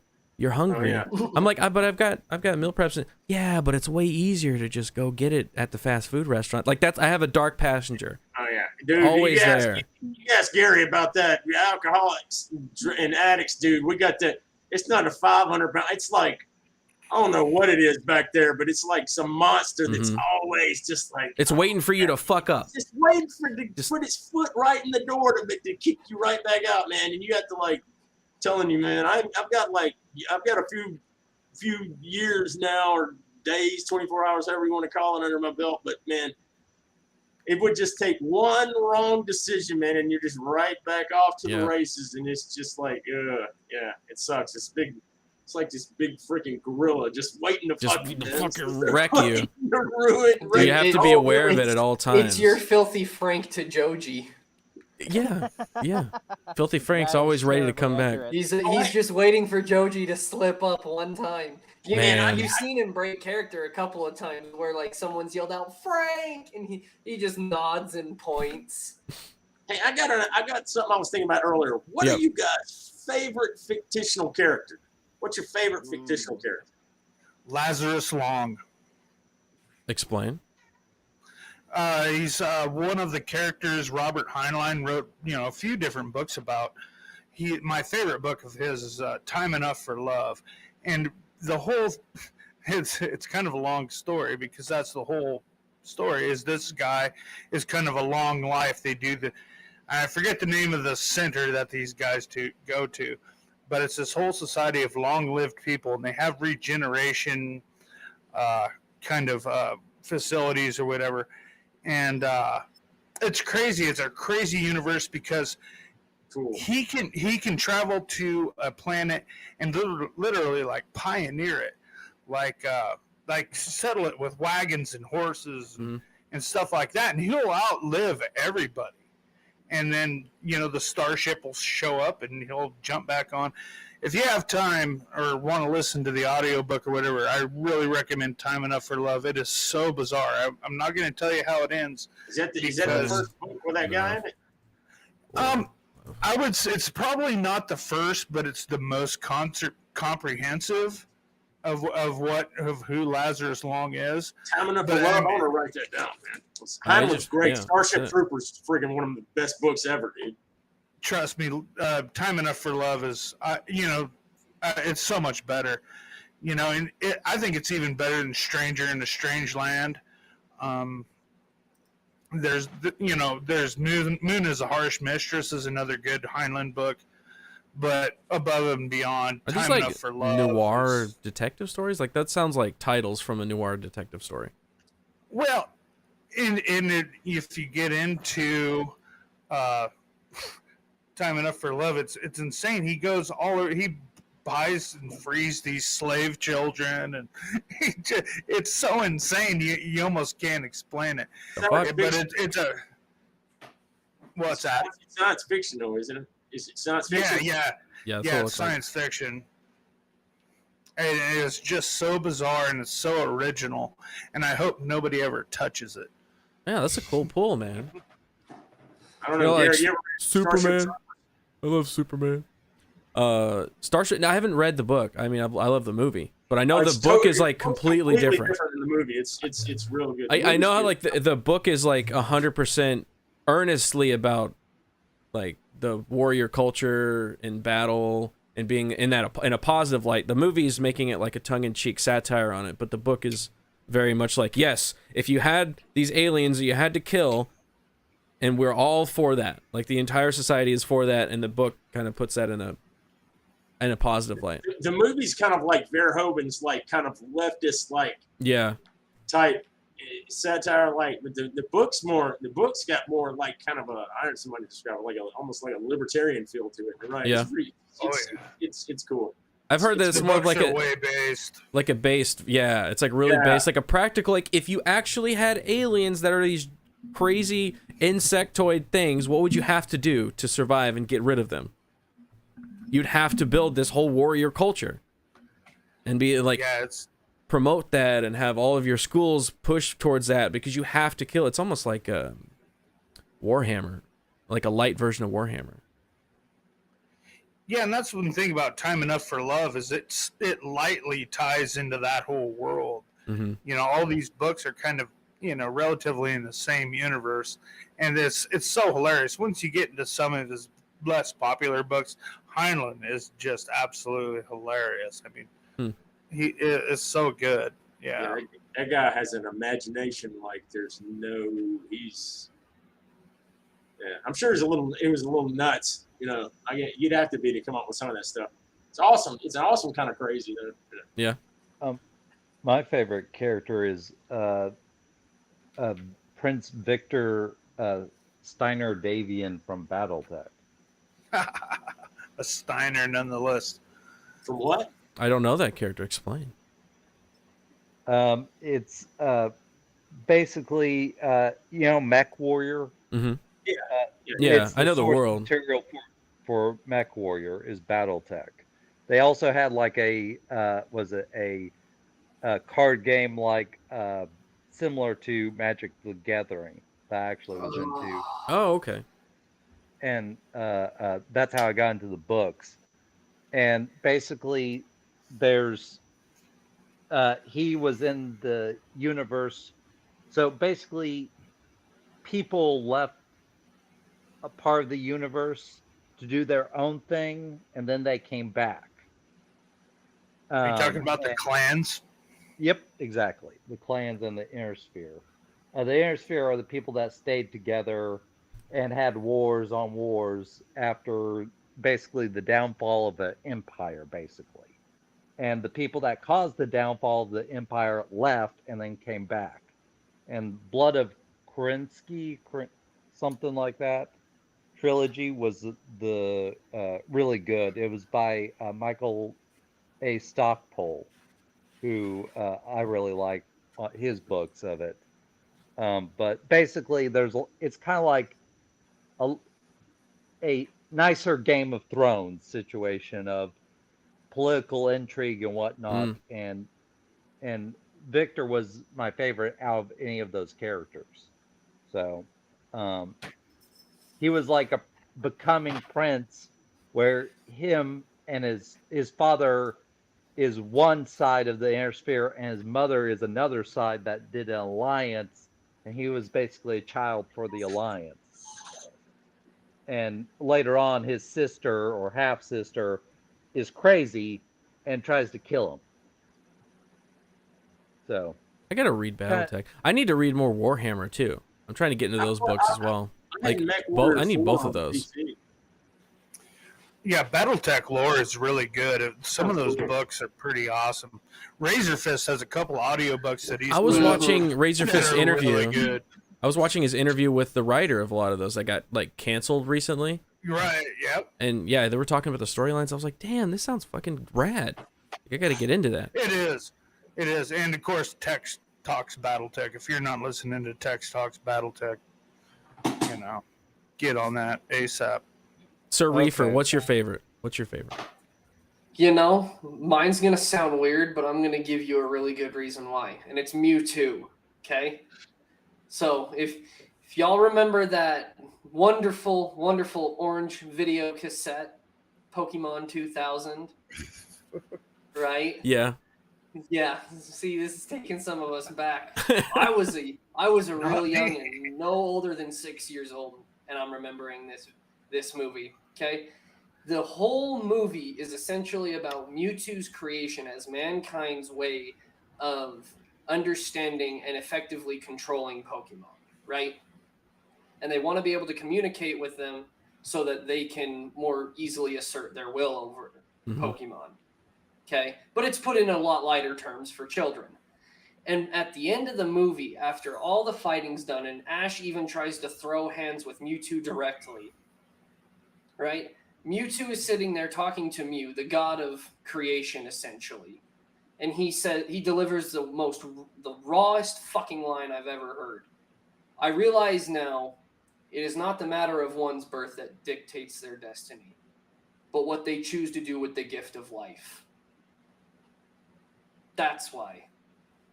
Is because he went through the ultimate redemption arc in that single film, and nothing the anime's ever done since then can compare. Hey, Reaper, let me compound on that. Did you watch the original video of the way he was cloned with a little girl? Yes. Yeah, that brings it home hard. Yes. Yeah, no, it is a fantastically written character that is often, in my opinion, overlooked in a lot of these discussions. I saw a video a while back of somebody talking about how awesome Mewtwo was. That was a little after my time, but I appreciate it though. It's pretty cool. Yeah. Yeah. That's just one of those scenes and lines that you just don't forget because of how it hits you, even if you don't understand it at the time. Because, like I said, I was no older than 6 the first time I heard this. Man, y'all got good answers. My answer is stupid. No, man, Superman's freaking awesome. No, it's not Superman. I was just saying that as a joke. Superman. Oh, okay. It's not Superman. In fact, I didn't like Superman for a long time. Because I just thought he was just so boring. I was like, because I was a Batman kid. I love Batman. I was like, Batman compared to Superman, like he's so much more interesting because he's a human. That's not my pick. I'm still not saying it yet. Jose, what's yours? So I'm gonna be a little vanilla here, but I'm a big fan of old Greek tragedies, stuff like Sisyphus and so forth. But To put it into a modern context, I would say somebody like Kratos, where you just cannot give the guy a break. Like, he is meant to suffer, and then just becomes a vehicle of rage. Like, seeing characters go through that, like, you are meant to suffer, and then what do you do after that? Do you exact revenge? Do you just accept your fate and take your lot? Like, that kind of stuff is always interesting to me, that kind of character study. And then, of course, Terminal List, which is the more latest iteration of that, right? Just having a character go through absolute hell and just seeing them come through the end, exacting their revenge or putting things together. You mean Punisher? That's always been my favorite. Well, that's always watching that movie. I was like watching Terminal List. I was like, this is the Punisher. There you go. There you go. I was like, that's all that we're missing. All we're missing is him to have the logo. That logo's ass in design anyway. Dude, isn't it so bad? So ugly. I sent so a fucking picture bad. of that to my stepdad, who I don't get along well with at fucking all. But he loves Marvel comics, and Punisher is his favorite comic book character. And I sent him just a single, like, zoomed in screenshot of one frame from a comic book with the logo on it. Yep. He said, "What?" I said, "This is the new Punisher logo." He says, "That's dumb as fuck." So bad. And I even like the 2004 Thomas Jane Punisher. Hell movie. yeah. Hell yeah. Thomas Jane's awesome as Punisher. And John Bernthal's awesome as Punisher as well. Like, they both did a really good job. Punisher is just a great friggin' character, man. Guys, he goes through. I mean, how bad can you fuck with a guy? You kill his wife and his kids, man. And the dude, I mean, that would unhinge any man. I mean, seriously. You just cut ties to everything this man cares about in his life. I mean, what do you? It's tragic. It's like almost like I don't know. To me, it seems like one of the archetypes of a man's man story. You take away everything that tethers a man to culture and like modern sensibilities, and like you take him down to his primal level of, you've taken everything from me. I want revenge. Like a revenge tale, that's why it works so well. That's why everybody loves a revenge tale, because I think it's just like a primal thing in all of us that, like, we don't like things happening to us, and if it happened to me, what would I do? And I would like go after them, right? And you want to do that, but you can't do that. Too. It's justified, yeah. What happened to him? I mean, you put somebody through something like that. I mean, yeah. And he's got like a heart of gold still. You know, he's still a good person. Dude, there are comic stories where they put the Punisher. They like put his, like it was like a bag of piss, and put his like his head in a bag of piss. Man. I'm like, damn. I know, right? Yes, Deadtube brought it up. It's a good. Killed your family. Here's a piss. Have y'all seen there's on YouTube. It's called Dirty Laundry. It's with Thomas Jane. Thomas Jane one where him and what's his name? Broken Toe, Broken Toe Face. Ron Perlman was in there. Oh yeah, Ron Perlman was in it for a little bit. Produced by the same guy that did my choice, Judge Dredd, the Dredd movie. He produced the Dredd movie. Same guy. Avi Arad, I think is his name. I think that was his name. I love it, dude. That Dredd movie is one of the best movies ever. Fucking rat. But yeah, that's my choice. My choice is Dredd. Judge Dredd. I'm not gonna lie. So your choice isn't surprising, but it's not shitty at all either. Because but I don't have like. Dredd is awesome. You have like a lot of great lines and shit. Badass character. Well, and you might not, but it's like, how many people on this planet actually really know that much about Judge Dredd or the Dredd character? Right? He does seem to be kind of a more obscure character for some reason. He's more of a niche character anyway. What I really like about him is it's all from the memes and like Sylvester Stallone, like la, right? But the actual character is not even like Dredd in the movie. Although I love this fucking movie. I love Dredd with Carl Urban, fucking amazing movie. The actual Dredd, and maybe it's just because I've read a lot of the early, like the 70s issues. I haven't even read the newer ones. I've gotten from 70, what is it? I think it's 76 is when it started, and I'm to 1980. So I've just got the beginning of his character when he's still like kind of a younger street judge. But even then, I think he's like 35 or something. So he's in the middle of his career. But I think what I like about him so much is that he is like this satire on, like, if you could have the perfect society, almost, or like the perfect law, and then a character that is so committed to that law, regardless of if it's nice or if it's mean or bad or what, it doesn't matter because that's the law. Because that's kind of unshakable, right? Because I always had issues with authority, which is funny because I like this authority figure, Judge Dredd, but I could always put myself into that position because I'm like, I relate to that because I'm always like, oh, I don't get though, like, why is this the law? And like, I think I have my own certain set of laws, right?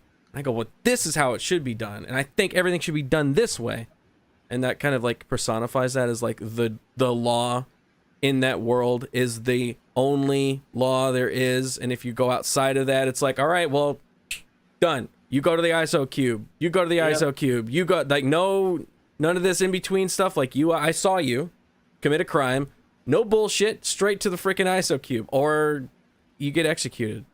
And that's another like misnomer thing about Judge Dredd. Not misnomer, I guess that's not the right term, but like a misconception, I guess, is that he's like murdering people on the streets and because you're like judge, jury, executioner, but really he doesn't do that a whole lot, because if he did, then he would be an unjust judge, because not all laws are like death, right? Capital punishment. So that doesn't actually happen a whole lot. But yeah, well, I just that's like a good thing characters, right? Going back to the Superman argument, a lot of people were turned off by Superman because he got transformed into something he wasn't. Superman was meant to be this like alien man kind of a thing, right? He's an alien, but he was raised in Earth, Kansas, so he was very humble and very like forthcoming. He embodied truth, justice, and the American way. And then after that, they just started focusing on the powers, like how much of a god can we turn him into? Yeah. And they took away the principles. What's very interesting, a lot of these characters, or what's, enticing for a lot of these characters, is their principles and how they get tested. Like Batman, the old Superman same way. movies, same way. If you watch the old Superman movies, right, his dad dies of a heart attack. There's nothing he could have done. Like, that is the perfect test for somebody like him. Yeah. All these powers, and he can't do anything. He's powerless. Superman from the animated series to me is like the best. Dude, animated series for both Batman and Superman, they're both great. Bruce Timm thing is great. I will tell you a story about something that did bring me around to Superman's character. Is this one episode of Superman, the animated series, or was it Justice League? I can't remember which one it was, but it was the episode where he wakes up and he's in Krypton, and it's as if Krypton didn't get destroyed. He lived out his life. He has a wife. He has a son. He has a son that he loves, and he's taking care of him.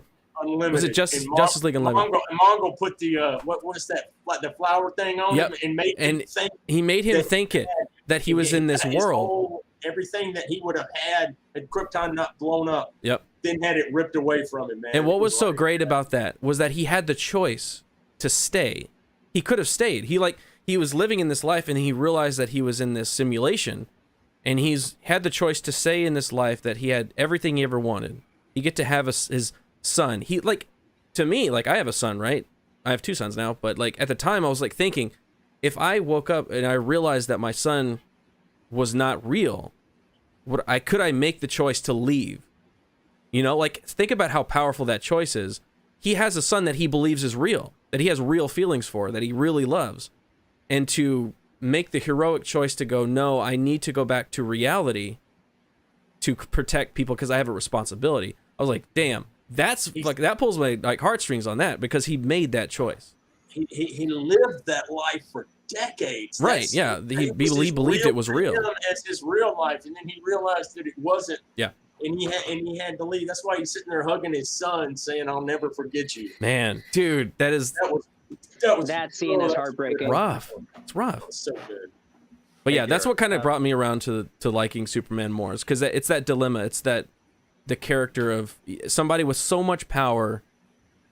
How do they go through the world, and how do they,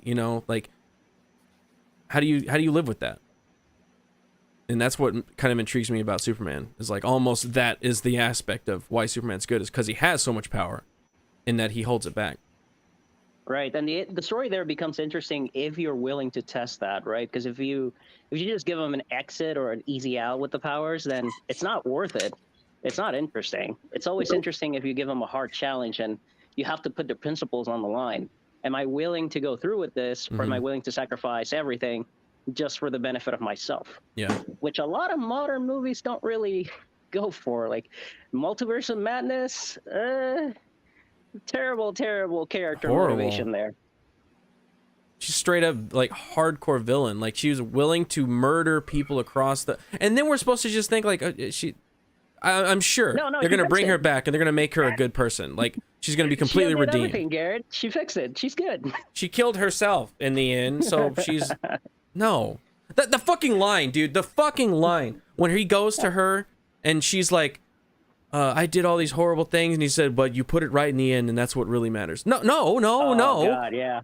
Fucking she enslaved thousands of people. And they mentally, it's like to the point where they were like, kill me, I'd rather be dead. You can't just come back and say, oops, my bad, I'm sorry. I was going through some things. No, you're an evil person. And you don't just get to walk away. People like Mahler make this argument, and I think it's very appropriate. Like, when you look back at Marvel and you think Thanos was a more, even more justly in his killings than Wanda or anybody else, it's baffling. Like he killed half of the universe, yet he was not as bloodthirsty as she was. Yeah, because he hasn't like logically figured out why. And you go like, ooh, like I kind of agree with. Oh shit, do I agree with that a little bit? Oh, am I Thanos? Oh shit. But she's just running around for basically no reason. There's no motivation there that you can relate to. Like, she wants to have her own kids just because she wants to. Like, she shouldn't even have kids. She wants somebody else's kids. Yeah, she's a mother, Garrett. We can't understand this. She's a mother. I mean, a mother wouldn't want, a father to be there, right? So go away, Mr. Fantastic. You're not worthy. They have a mom. Straight up willing to murder people. But guys, she's a woman, remember? And she women can do are oppressed. Can do no wrong. Is everybody? I don't know. Is everybody sick of the strong woman better than everything thing by now? Or I don't know. I think we could stand for a couple of more years of it being shoved down our throat. I think that's going to happen. I want to watch another show where the strong woman knows everything and can do everything. Just give me a reason just to go fall on a sword or something. It's gonna happen. We're still gonna be watching a lot of these movies. Like Hollywood is just now figuring it out, kind of. And like with Top Gun, right? It's fucking the 5th highest grossing movie of all time, and it has none of that garbage in it. So it's gonna take Hollywood like 5 years to figure it out. From this point, Jennifer Connelly is she's good looking in that movie. Real good looking. Always. Hey, Garrett, I'm going to bounce. It was good talking with all y'all. Thanks, man. Real quick on the Superman deal. What I really didn't like him when I was growing up, when I was a teenager. But when I got older, I like him more. But it's more like DC was more like a black and white situation of characters versus like Marvel with more grayish line of characters, like with Wolverine.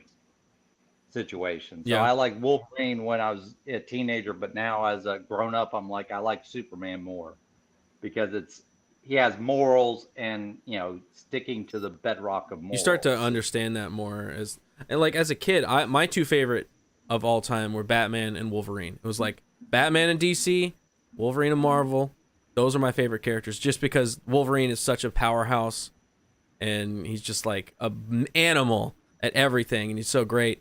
And then Batman, I like the aspect that he's like a human and he has to be up with all of these gods, but he is at such a level intellectually and like he's peaked as a human being can be, and he can like go toe to toe with all them just because he's so smart. That's why I liked him. Right. Oh yeah, the episode of the Justice League animated series where these guys fail saves.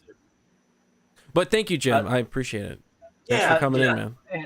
And also one quick deal about Superman is, if I remember correctly, the 2 creators of it were Jewish, and they were trying to create a deal like what they would view Messiah in the modern day. Yeah. where it's a foreign person coming into the land, like sojourn situation, and that they had responsibilities and whatnot to protecting their people and whatnot, if I remember correctly. Mm-hmm. But it's been a while since I looked at that situation. But yeah. But anyways, have a good one, y'all. Have a good one. Thanks, man. Have a good one. See ya, Jim. Good to talk to you, brother. Good to talk to See y'all ya. too. Bye. It is an interesting that- aspect of Superman. Is That that was he one was thing I liked about Zack Snyder's movie was that Superman, he had him go and ask a priest about stuff. I thought that was actually pretty cool because Superman's always been like, Earth's guardian angel, and to have him actually go to a priest and say, listen, I've got this and that. I thought I really liked that. kind of connects him back to like the, middle America kind of, there's reasons for the morals that he has. Because they were instilled in him in this culture that is middle America culture. Like that's kind of what it is. But it's interesting about it is that it was created by 2 Jewish immigrants in New York. So it's like they had a respect for that kind of person, that kind of America ideal, like almost like they came over to America. And I mean, I'm sure a bunch of people did that. They came over to America because they respected America. They liked the idea of the American dream. And then they created a character that is like the most American ideal, like the embodiment of everything that makes America great. Yeah, like they came over and created it because they had the respect for that kind of that culture and that ideals. Yeah, boy, I wish we had that. I got maybe a take that maybe kind of. I'm gonna tell you, I thought Brandon Routh in Superman Returns was like a fantastic Christopher Reeve Superman or Clark Kent for that movie. The movie was kind of boring with the exception of 2 or 3 scenes, but I thought that dude. He's a good actor. I like Brandon Routh. Was great as like Christopher Reeve Superman. The way he talked and everything, I thought he was great. I liked that, and like they had the John Williams music in there. I like that, but Yeah, that movie was so boring though. I think I fell asleep during that in the theater. Scenes in the preview, the part where he shoots him and the bullet bounces off his eye, I was like, that is badass. But then it was like the rest of the movie was like a snooze fest. See, that was one of the things that I hated Superman for. I was like, he gets shot in the fucking eye and he literally just like nothing happens to him. God, man, I can't relate to this guy. Does as a kid, Again, like that's all down into the writing, right? Because then it's up to the writer to come up with a situation that challenges him, right? Like that's why we have Kryptonite. That's why we have Brainiac, Metallo, and all these other villains. It's meant to challenge him in other ways. What I liked about, like you brought up earlier, is like whenever his father died from a heart attack. From a heart attack. Like that's not Kryptonite. That doesn't take him out. Or the scene like we were talking about in Justice League Unlimited. That's a choice that has nothing to do with the typical, his weakness, Kryptonite. But it's a hard choice that he has to make. Like, I like those things. It's the Kryptonite things that get, like, okay, yeah, we have to depower him to make him relatable. But it's like those other choices that he's powerless to do. It's literally just a moral choice, or it's something he has no control over that he has to deal with. Those are the things I like Superman for. There's a scene in one of the... yeah. There's a scene in one of these new 52 animated movies that came out in, like, the... 2010s to 2015s, I want to say. I forget the exact name, but it's the one where the Injustice League comes in and they took Batman's plan to eradicate the Justice League. And the scene they did with Superman was very interesting because the scenario they used for him was there's this man that was about to commit suicide on top of the building for the Daily Bugle. And it was all a setup, right? It was Metallo in disguise. But the idea was there's this man holding a gun to his own head, and Superman has to talk him down. There's nothing he can do. And the moment he moves like a finger, the guy was threatening him, like, if you come any closer, I'm going to kill myself. He's got super speed. That sort of thing. Yeah. Well, he could do that, right? But moral quandary, am I going to do that and then just have this guy be completely angry at me or completely taken out of this world because he was going to kill himself? Or do I talk him down and appeal to his human aspect, right? So that was the dilemma for him. And I think if you take scenes like that and extend them a little bit more, they're perfect character studies for Superman, but it has to be done right. I feel like these days there's no There's none of that. None of those like interesting character moments, like things that are like dilemmas. Yeah, to test somebody.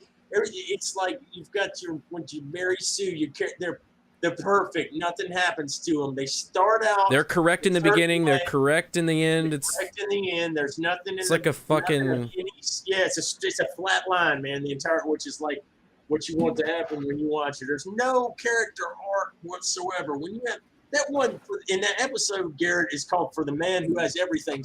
Wonder Woman and Batman show up and trying to give Superman a gift for his birthday. You know, they don't know what to give him because he's the man who has everything. Superman. And then they come in and they find that flower attached to his chest, and then you find out that he's like, he had like what he would have, and he spent like decades in that thing. That was real to him, and it was like pulling out like it was like pulling off his arm or something like that when he left. It was that painful because he was sitting there telling Mom, "Do you know what you did to me?" Just sitting there screaming at him because it was. That's such a good man. That's the greatest animated superhero animated. It's one of my favorite episodes of one of those, like the DC universe, like starting from Batman, starting from all of those. Like it's one of the best ones of all time. Yeah, the like Batman that animated moment. series. You had the Superman animated series, which went on to the Justice League and the Justice League Unlimited. Batman Beyond, was connected to it. And then Static Shock was connected to it as well. Static Shock was in there too. What was such a fucking great time. It was like Coda or something with the Batman Beyond, where it was Terry McGinnis when he was older, and he had pretty much found out that he was like a clone from Bruce Wayne, and he gave up being Batman and everything, and then he was just like, you know what, old man, I'm done with you or whatever. But then he found out that Amanda Waller was the one who would clone Bruce's DNA and put it. It was really her. Yeah, it was really her doing it. Dude, I need to go back and watch that whole show and like watch it in chronological order. Like watch Batman the animated series and then start watching Batman and Superman at the same time, and then start watching like over to the Justice League and then go through the Justice League and Static Shock and try to watch it in the same orders as they came out, like chronologically. We should do something like a review. Dude, that'd be fucking awesome. And do like reviews on that, man. That would be awesome. We could do that here. It's so good. We could do that here. Yeah, It'd be like a book club, but for Justice League. Justice League, Hell yeah. The Twitter mobs wouldn't be able to say shit to you because you're finding something that you like and putting it out there rather than getting hate clicks, right? Because I mean, how many real reviews are there out there of these older shows? Not a lot. People have gotten big views on. Not a lot at all. I'll tell you. It's kind of an untapped market.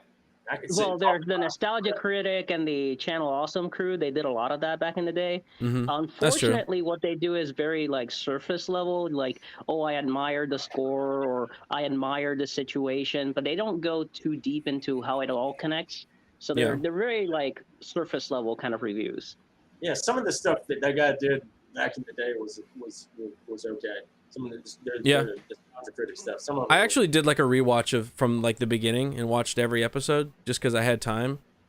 And the Ghost Rider one made me laugh so hard. That one where he was doing that Ghost Rider, not the first one, but that sequel movie, and oh god, that made me laugh. Oh so hard. Yeah, Ghost Rider. Angel Inventions. Yeah. Fucking movie is so bad. I barely remember that movie. One of the worst non-woke movies ever. It's just like, pick your poison. That thing. Dude, I don't care how bad Ghost Rider 1 was. That movie was badass. I don't care. Oh yeah. Just the shot of him riding with his motorcycle, and then right next to the freaking Ranger, like with his fucking flaming horse. Like that's a cool ass shot, man. Yes, and putting Sam Elliott in there. That was Sam Elliott. That's what fucking I couldn't badass. think of his name for a second. But yeah, The Sam grave Elliott digger was the perfect choice for that guy. I love that dude that played Ghost Rider in Agents of S.H.I.E.L.D. because he was driving a 69 Charger and that dude hit it with a rocket launcher and it blew up, and then it's like the thing's on fire coming at him. I was like, I never watched. I didn't watch that show. You didn't see that? Oh, it's badass. No. Dude. I'm sorry, I just spoiled it, man. Oh god, that was badass. Ghost Rider drives a 69 Charger. That's the other Ghost Rider. What's his name? Like, Robbie Reyes. Yeah, I didn't watch that one. I need to. All right, man. Let's see. I'm not a comic book guy, really, so I'm going to punch out, man, let somebody else on that can actually speak your language with that. You're like,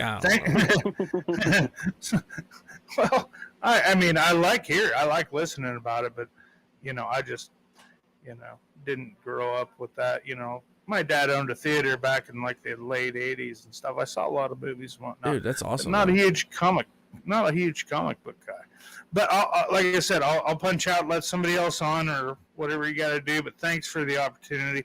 Dude, You can find me on nowhere. I'm not on any social media, so. Wow. It's good to talk to you, brother. Just all a right, ghost. man. It's nice meeting you all. I'm definitely checking out that Heinlein book. Yeah. Do it. Yeah, you won't be disappointed. Yeah, Time Enough for Love. Everybody in the chat, check it out. Check that out. It's worth it. That was a good pick. All right, man. You guys have a good evening. Thanks, man. See you later. See you, brother. All right. Take bye. care. Man, bro, dude. Man, bro. What's up, bro? Can you hear me? Yeah. Yeah. How it do? Okay, Streamlabs was telling me my mic got unplugged. I was like, no, it didn't. Your camera got Lying. unplugged. Or whatever it is. Just black right now. What did he say that book was called? Time Enough for Love. Time Time Enough for for Love. Love. Does that not sound like one of those old 90s like love novels? I was gonna say it kind of sounds does. like a 007 movie. Yeah, Yeah, I well, was gonna that's the say same that. thing. Yeah, it sounds like a Robert James Bond Heinlein, flick. though, he's got all kinds of. That dude he's got some weird titles, some really. He's like one of the granddaddies of science fiction, dude. From what he described, it sounded cool. The whole Yeah. time I was just thinking, like, the covers like Fabio. Bro, Hair's blowing in the wind. You know what science fiction novel series I started reading? The What? fucking Expanse. Me too, dude. I heard it's really good. I heard it's really good. I'm on the second book because I haven't found much time to sit there and listen to the audiobook, and I don't have the physical copy. If I have a physical copy, I can't put that shit down. Wait, you wait, hold up. You don't have time to listen to it, but you have time to read it. That's usually the opposite. It's usually people go like, I don't have time to sit down and read. Well, I can't listen to audiobooks at my job no more. I've been in a warehouse for the last 6 years where I can just slap a headphone in. Yeah. Right? But working retail, I got to talk to people. I used to sneak it into one ear, I'd grow my hair out just enough to kind of, if they let me, go over my I wear a ears so I hat. can put it back there, Yes. There you go. Yes, I'm on Caliban's War, and it's so good. Fantastic, dude. Fantastic. Yes, my biggest draw into the book series is the limitations they place on themselves technologically right from the beginning. So they set up the stakes. Like, this is how the world works. This is how the technology works. Well, they essentially set up, this is how far and how fast we can travel in space. Yep. And it limits them. It's a hard sci-fi system. Yes. You can see that actually happening because it's like it looks like it's not like all of a sudden we're going to warp. We're going from where we are now to that. The Expanse is like the in between, especially the physics when they showed the TV show where they've got Gatling guns and all those projectiles flying through space, and you see, once something flies through space, it continues to go unless it's enacted upon by an outside force. Some real physics going on in that. Yeah. That's why I like their ship design's a little weird on a physics level in the books, just from what I've read so far. But yeah, their thoughts into the weapon system. Oh my lord! Their anti-projectile systems are their ballistics, right? Yeah. And then they have long-range torpedoes that are essentially nukes in space. And then they've got another. I'm trying to think what it's There's called. like the person that you got somebody that's sitting there trying to target the weapons that are coming at you. Power bomb. Yeah. They're essentially anti-aircraft guns, but they're anti-projectile guns. And because of their limitations, space combat is more similar to naval combat rather than air combat. Exactly. There's no dogfights because they can't move fast enough. There's no warp drive, so there's no ambushes to cause the dogfight, right? There's no way to stealth your way into a dogfight because their communication systems are laser-based, because that's the only way that you could I like that. I like putting like restraints on how you write a story like that. You don't go from like now to like the magic in Star Trek where it's like we got It's almost like dilithium and warp and stuff. This is like, it's like some real stuff that could actually. That's what it feels like. Everything. It sounds like it's like a real world type thing. Like expanse is a very hard, like when you, it's a writing term to have a hard or soft system. So like have a hard magic system, which is like something in Brandon Sanderson's stories that he explains exactly how the science works. There's rules. Like Full Metal Alchemist, and then you go to something like Harry Potter where it's like, I say flippity dippity, and it does the thing. You know, like I don't know how it works. That is a great analogy with Full Metal Alchemist. You have like literally know exactly how the magic works. So like that's what it sounds like, but with sci-fi technology, it's like in the Expanse, that's exactly what it is. This is exactly how it works, and that's the only way it can work. And then you have on the other side is like Star Wars, where it's like we have a warp drive, or not a warp drive, but a faster than light travel drive, hyperdrive. How does it work? It's got things in it. Like we have a lightsaber, it has a crystal. How does it power? I tried to go back and rewatch some of the Star Trek, like the Next Generation and stuff. I feel like Star Trek's kind of like in the middle. I can't watch it, man, because like when I watch it now, I'm a scientist, so I've got like a science head. They're like, open a hailing frequency, and he's like, frequency, no response. I'm like, you didn't even give him 2 seconds to respond, man. I can't time to respond with the fast, man. I can't even press my plastic glowy button over here fast enough to respond. They're like, open hailing frequencies, no response. I'm just like, you didn't even give him a second to respond. I'm like, what did you do? Phasers, engage. Yeah, and I gotta say, I'm an electrical engineer, you know, and nothing bothers me more than sci-fi just solving everything with, well, reverse polarity. It's like, oh, well, that solved it. Oh, yeah. Angle the deflector shields. How does that work? No, I will say as far as I've read into the Expanse, they don't really dive into the specifics of the technology. They really just kind of place that cap, that restraint on themselves, and then they work within the physics of that reality. And that's how they really explain their technology is there's limits. However, it would be done within these limits. This is what we can achieve. It's more like it's an inferred thing when they talk about the stuff. It's like, after you go through a few like battles or things that happen, you kind of see, okay, well, this is how this works and this is how this works. They don't go out and give you and explain everything in the caps. You kind of get that. They leave it up to you. They give you, as the reader, like, you know, they assume that you have like a little bit of sense and can figure it out. So they kind of, after you see a few battles and everything, they like, you get it. It's a great book. It's a great book series to spark discussions amongst people who have read it. Like, it's a fantastic book club book because of the way they handle the technology aspect. And so us nerds sit here and nerd out over the physics and how things would work, and we have to solve these things. And it's not like Marvel where they just expect you to assume magic does the thing. Like, they know you're looking for a realistic way to do this because that's the way they're portraying it. Okay, and so if this is a good like book club book, what would be your wine pairing? My wine pairing? Yeah, you have to be drinking wine in book club.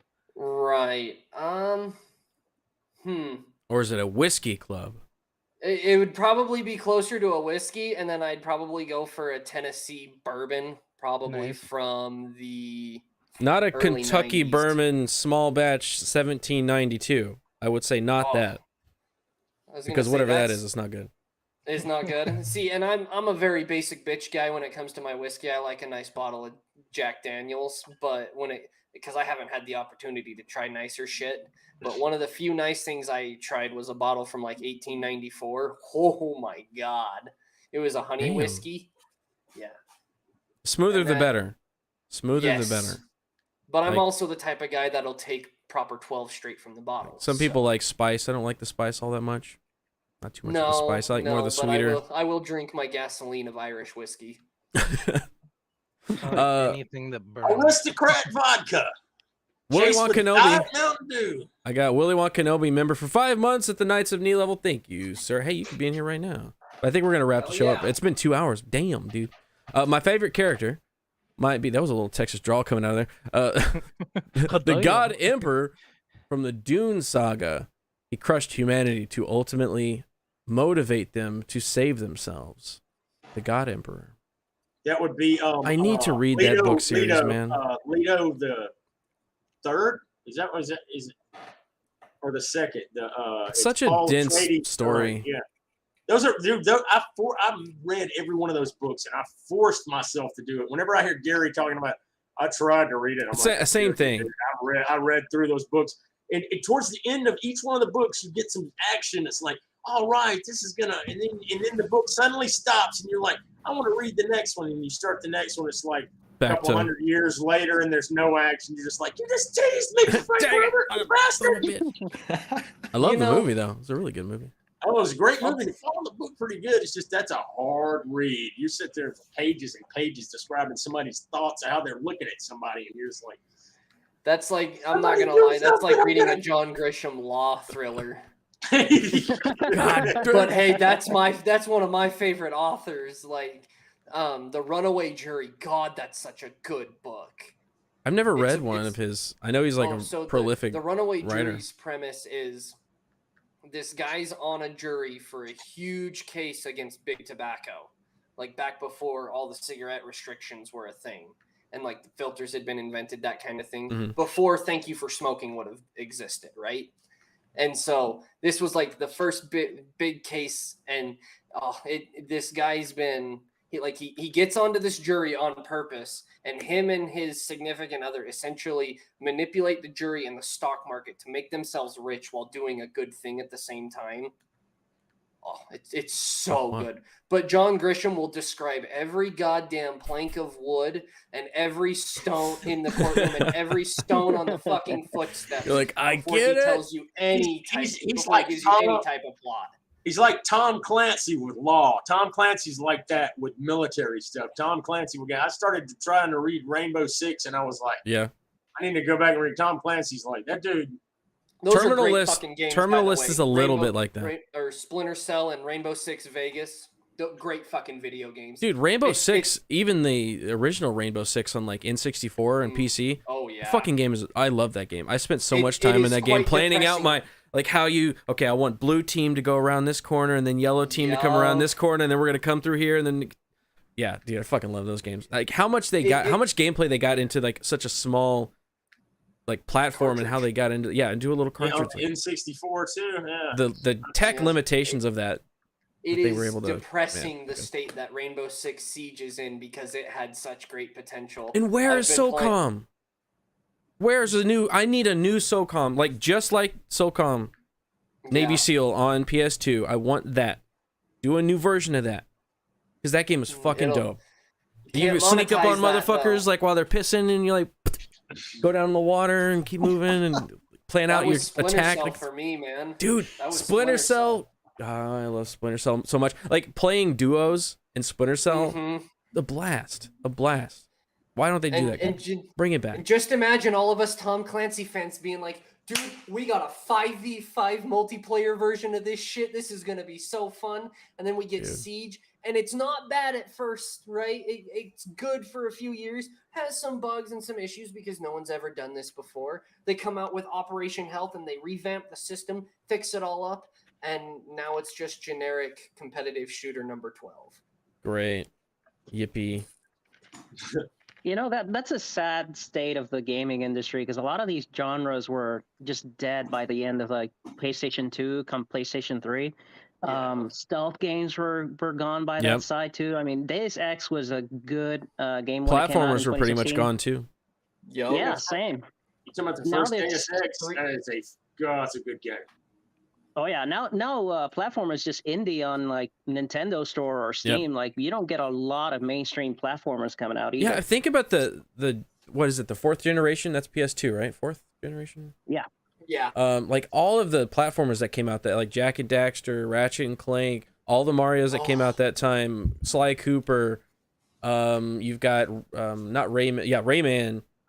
Yeah. Like there was tons of them. It was like oversaturated almost. And then nothing the next generation. It was like they completely kicked it all out. Sad. I love Ratchet and Clank so much. A lot of that was innovation through limitation, right? Because they had to get creative. Like, how am I going to set myself apart from my competitors if I'm trying to do something similar? Nowadays, right, you just get a dev kit with Unreal Engine 5 or whatever you have, and all you get to do is battle arenas or online shooting, and that's it. Like, they don't deviate from the mold as much. Crash Bandicoot, that's another great one. That was Hey, that was they're coming out Gen with a 3. new platformer for SpongeBob, and it looks kind of. That's right. The SpongeBob Battle for Bikini Bottom came out in that generation too, and that was a good game Yeah, too. I remember playing that shit on my cousin's old ass Windows 98 computer. Yeah. I say old ass, but I'm only 24, so. I had a SpongeBob game that I had gotten to play with my daughter, man, and it was like SpongeBob's driving school, and it was on PC. That game was an impossible piece of shit. I was like, oh, this graphics good. I was like, this is awful. You expect children to play this? The fuck? I know, right? I was sitting there Messed I up. was like ready to throw the computer out the window. I was like, and then you're ready. way. You're ready. Between that and the damn Barbie game that was like, let's get on this horse and do nothing. It was just like, Barbie's horse trainer or Barbie something. game was hard as shit. That was as hard as Alien Isolation, man. That game was like, oh, that's a game. That's like, a game Daddy, that I will you still help need to me? get. I can't. I cannot help you. She tried to play it. Daddy, I'm just like, I don't know. I can't play it either. It's not a playable game. It's awful. I don't know who this was made for. This is one of those. I want the angry video game nerd to look at to start cursing. Jeez. What a shit, motherfucker! This game is bullshit. All right, guys. I think we're at over 2 hours. This has been a great conversation, and we're gonna come back in 2 weeks to do another one. Maybe we should start setting up that DC universe, kind of like we can watch maybe 2 episodes or 3 episodes or something, like a handful together. Do them like maybe every week or something. Kind of like Nick Weiser does some stuff where they get like a comic series and they do a couple of episodes. Yeah. And then like Flavia they do the Saturday night Star Trek thing. That would be cool. What we should do. Start on Batman TAS and work your way up through. Yeah, Justice we should like League. watch like 5 episodes between. Like watch the first 5 episodes of Batman, and then that way we all know what we're gonna be talking about, and then come back next time, and then we could talk about just those 5 episodes, and then go from there. That would be great, Yeah, dude. I love that shit. Yeah, dude. Yeah. Hell Does yeah. YouTube do the same thing like with Twitch? They have like the watch parties. No, YouTube you can't have do anything that. like No. Okay. No. I don't even think the only thing Watch Parties works with is Amazon Prime. I don't know if those are on there. I think does it. that's all on HBO Max, I believe. I know. Yeah, Oh, wow. I know Hulu does it. Prime does it. Disney Plus does it. But I ain't paying for that shit. Yeah, Disney no does fucking it? way. I think it'd be better to watch it and then go back and do an analysis. Yeah, I because, think that's what I think we should do that. Like, We all literally watch run it it and then like we a talk book about club. it. Yeah. We go, all right, Yeah, episode do 1, what was everything, it? Watch it and compare notes. Yeah. On Leather Wings. Leather Wings. Yeah, the one that's the most anime of the entire thing because it's animated a little bit differently than the rest of the show. If you watch that episode, it Yeah. feels like anime. Some of the actions and stuff. You know who does a voice in there, man? It's Bull from Night Court, Richard Mall. He does. I Really? think he does he does the testing 1, 2, 3 Gotham. He's the guy that's walking around like in the museum right. Oh yeah. I think Mark Hamill is like 3 characters in that first episode too. Like he's a lot of characters. Christmas with the Joker is one of the. It's the best, dude. Fucking That's love the that best thing. episode. Jingle bells, Batman smells, bro. And then he gets on the tree. He gets on a fucking rocket tree. It goes up to the roof. It's ridiculous. So good. I fucking love that show. All right, we're gonna go around the horn. We're gonna go around the horn and say goodbye. Hello, goodbye. Sir Reefer, we'll start with you. I just want to say, as part of my goodbye, is I have Batman: The Killing Joke on Blu-ray. One of the best purchases I've ever made. Great fucking movie. Since we're talking about the animated Batman stuff, I recommend. Except for the if you haven't beginning. seen it. Yeah, the beginning's a little rough. I'm not gonna lie. It really But didn't have anything to I- do with the Killing Joke whatsoever. No, Like that whole open. But the rest of it is awesome. But yeah, no, I'm just that faceless guy on the internet. I sit here, I lurk, and then I come on and talk in voice chats and talk on these shows that I'm a member for. So there you go. Hey, start a channel. You should start a channel. Thinking I'm about just it, telling you, but should. we'll see. Lurking's pretty fun. I'm not gonna lie. You can't get in any trouble that way and still speak your mind. That's true. Thank you, Sir Reefer. Jose Gonzalez. Sell Hey, your wares, boy. Yeah, good to be a part of this chat. First time here, but trying to get in a little bit more involved in media analysis. Trying to do a little bit more on the back end, but come any day, I might upload a video or two. Got some thoughts I want to put into video. I got them on paper regarding the latest Marvel movies and a couple other things we talked about today. So definitely want to get started on that and just share my takes on some of those. But good to be a part of this, and I'm definitely looking forward to that DC Warner Brothers dive in. Hell yeah! So between now and next Tuesday, 2 weeks from now, I'm gonna watch the first 5 episodes. All right, so I'm gonna expect y'all to watch the first 5 episodes. 1 through 5. We're on 1 through 5. I got the perfect website. I own them, so I'm gonna watch those. Yeah, I got the DVDs. So this is the first Thank you, 5 episodes thank you, of the Jose. Justice League. Thank you, Jose. Been a real OG since like basically I started this channel. So yeah, I found OG, you through bro. your race with Gerald. Gerald, yeah. Yeah, race to 1,000. And what are we at now? Gerald I don't even know. Zed. I think I'm at like 40 something, right? I don't even know. I've not fucking looked. I'm definitely beating Gerald. That's for sure. That's for damn sure. Oh yeah, a long time ago. 42,000. There we go. Look at that. Almost 43. We're almost there. Is it really hard to beat Gerald on that front though? No, not really. Diesel. Hey, man, thanks for having me, Garrett. I appreciate it. And I know sometimes I don't get Always. all excited. Oh, and Marksman, I'll bring you in. Sorry. I'll bring Loud you and everything. I enjoy this, man. This is fun. I'll have a microphone here soon, and I'm gonna start making some videos and some stuff. This is a blast, man. I can sit and talk about this, nerd stuff from comic books to cartoons to pop culture or whatever. It's fun, and this is awesome that you do this, dude. You're probably the most relatable, down to earth dude that's around on YouTube. Awesome. Man. It's pretty cool, man. I love to hear that. And, well, yeah, thanks for hanging out. I dude. always like hanging out with you, man. Yeah, I appreciate it, brother. And I did hear the shout out when you were in Vegas that night. Diesel.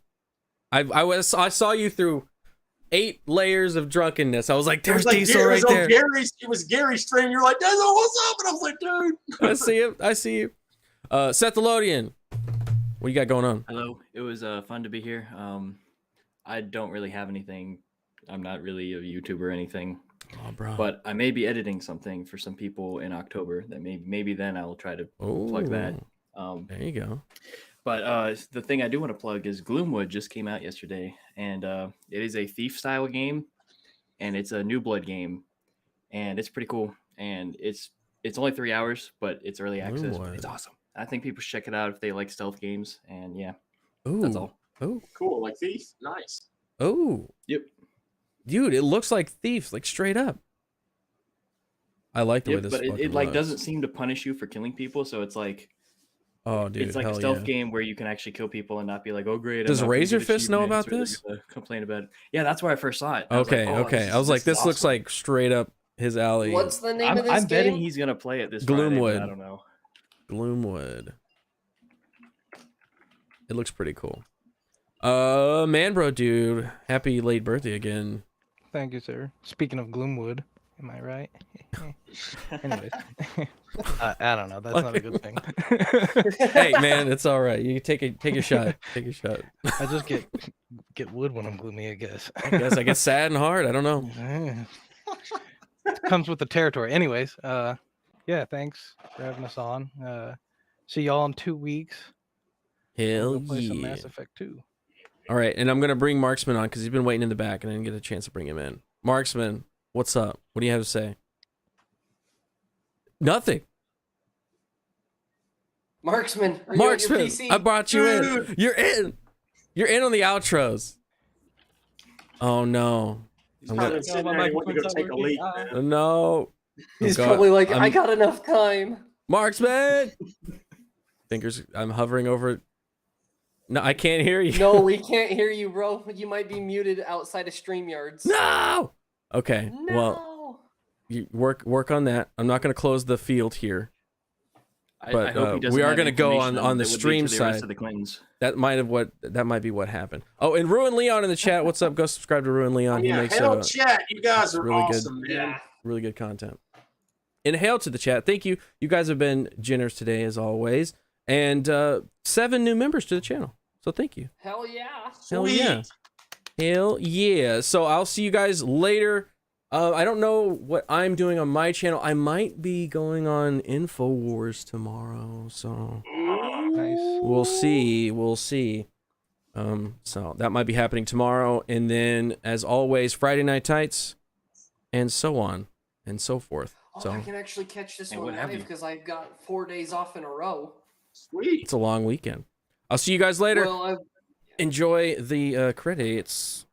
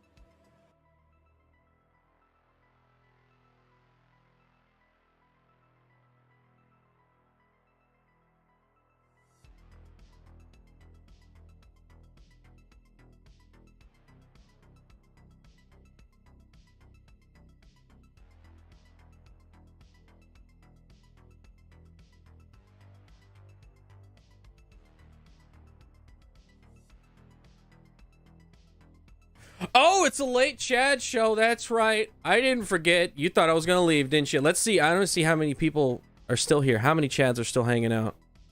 Let's go. Let's see. 65. We're super. Oh, 31. We're super condensed right now. We're so condensed. It's just us. Just us Chads at the end of the show. Gang, gang. That's right, Seth Lelonian. I see you. You're in the chat right now. You're still hanging out over here. Marty Art. John Warden. Chad. Beautiful Chads, all of you. Good Wrench. Adelphi. Fahezi. Fahuzi. Fawatsi. You're Chad. Fran. Chad. Purple Pufferfish. Chad. Crescent. Chad. Ordinary brave guitarist. Look at you. You brave, ordinary. You're not ordinary here. You're a Chad here. That's right. That's fucking right. Jay. Chad. Real Steven TV. You know you Chad, bro. Jose Gonzalez. Chads together strong. Strong. Elden Lord, you fucking Chad. Look at you. NW Police. No. Chad. That's right. Chad. Alright. I'm gonna head out. This is like almost a whole Chad show, talking to Chads like in real life. And they're still talking to my ear, and it's hard to do both at the same time. So delve too deep. Chad. I'll see you guys later.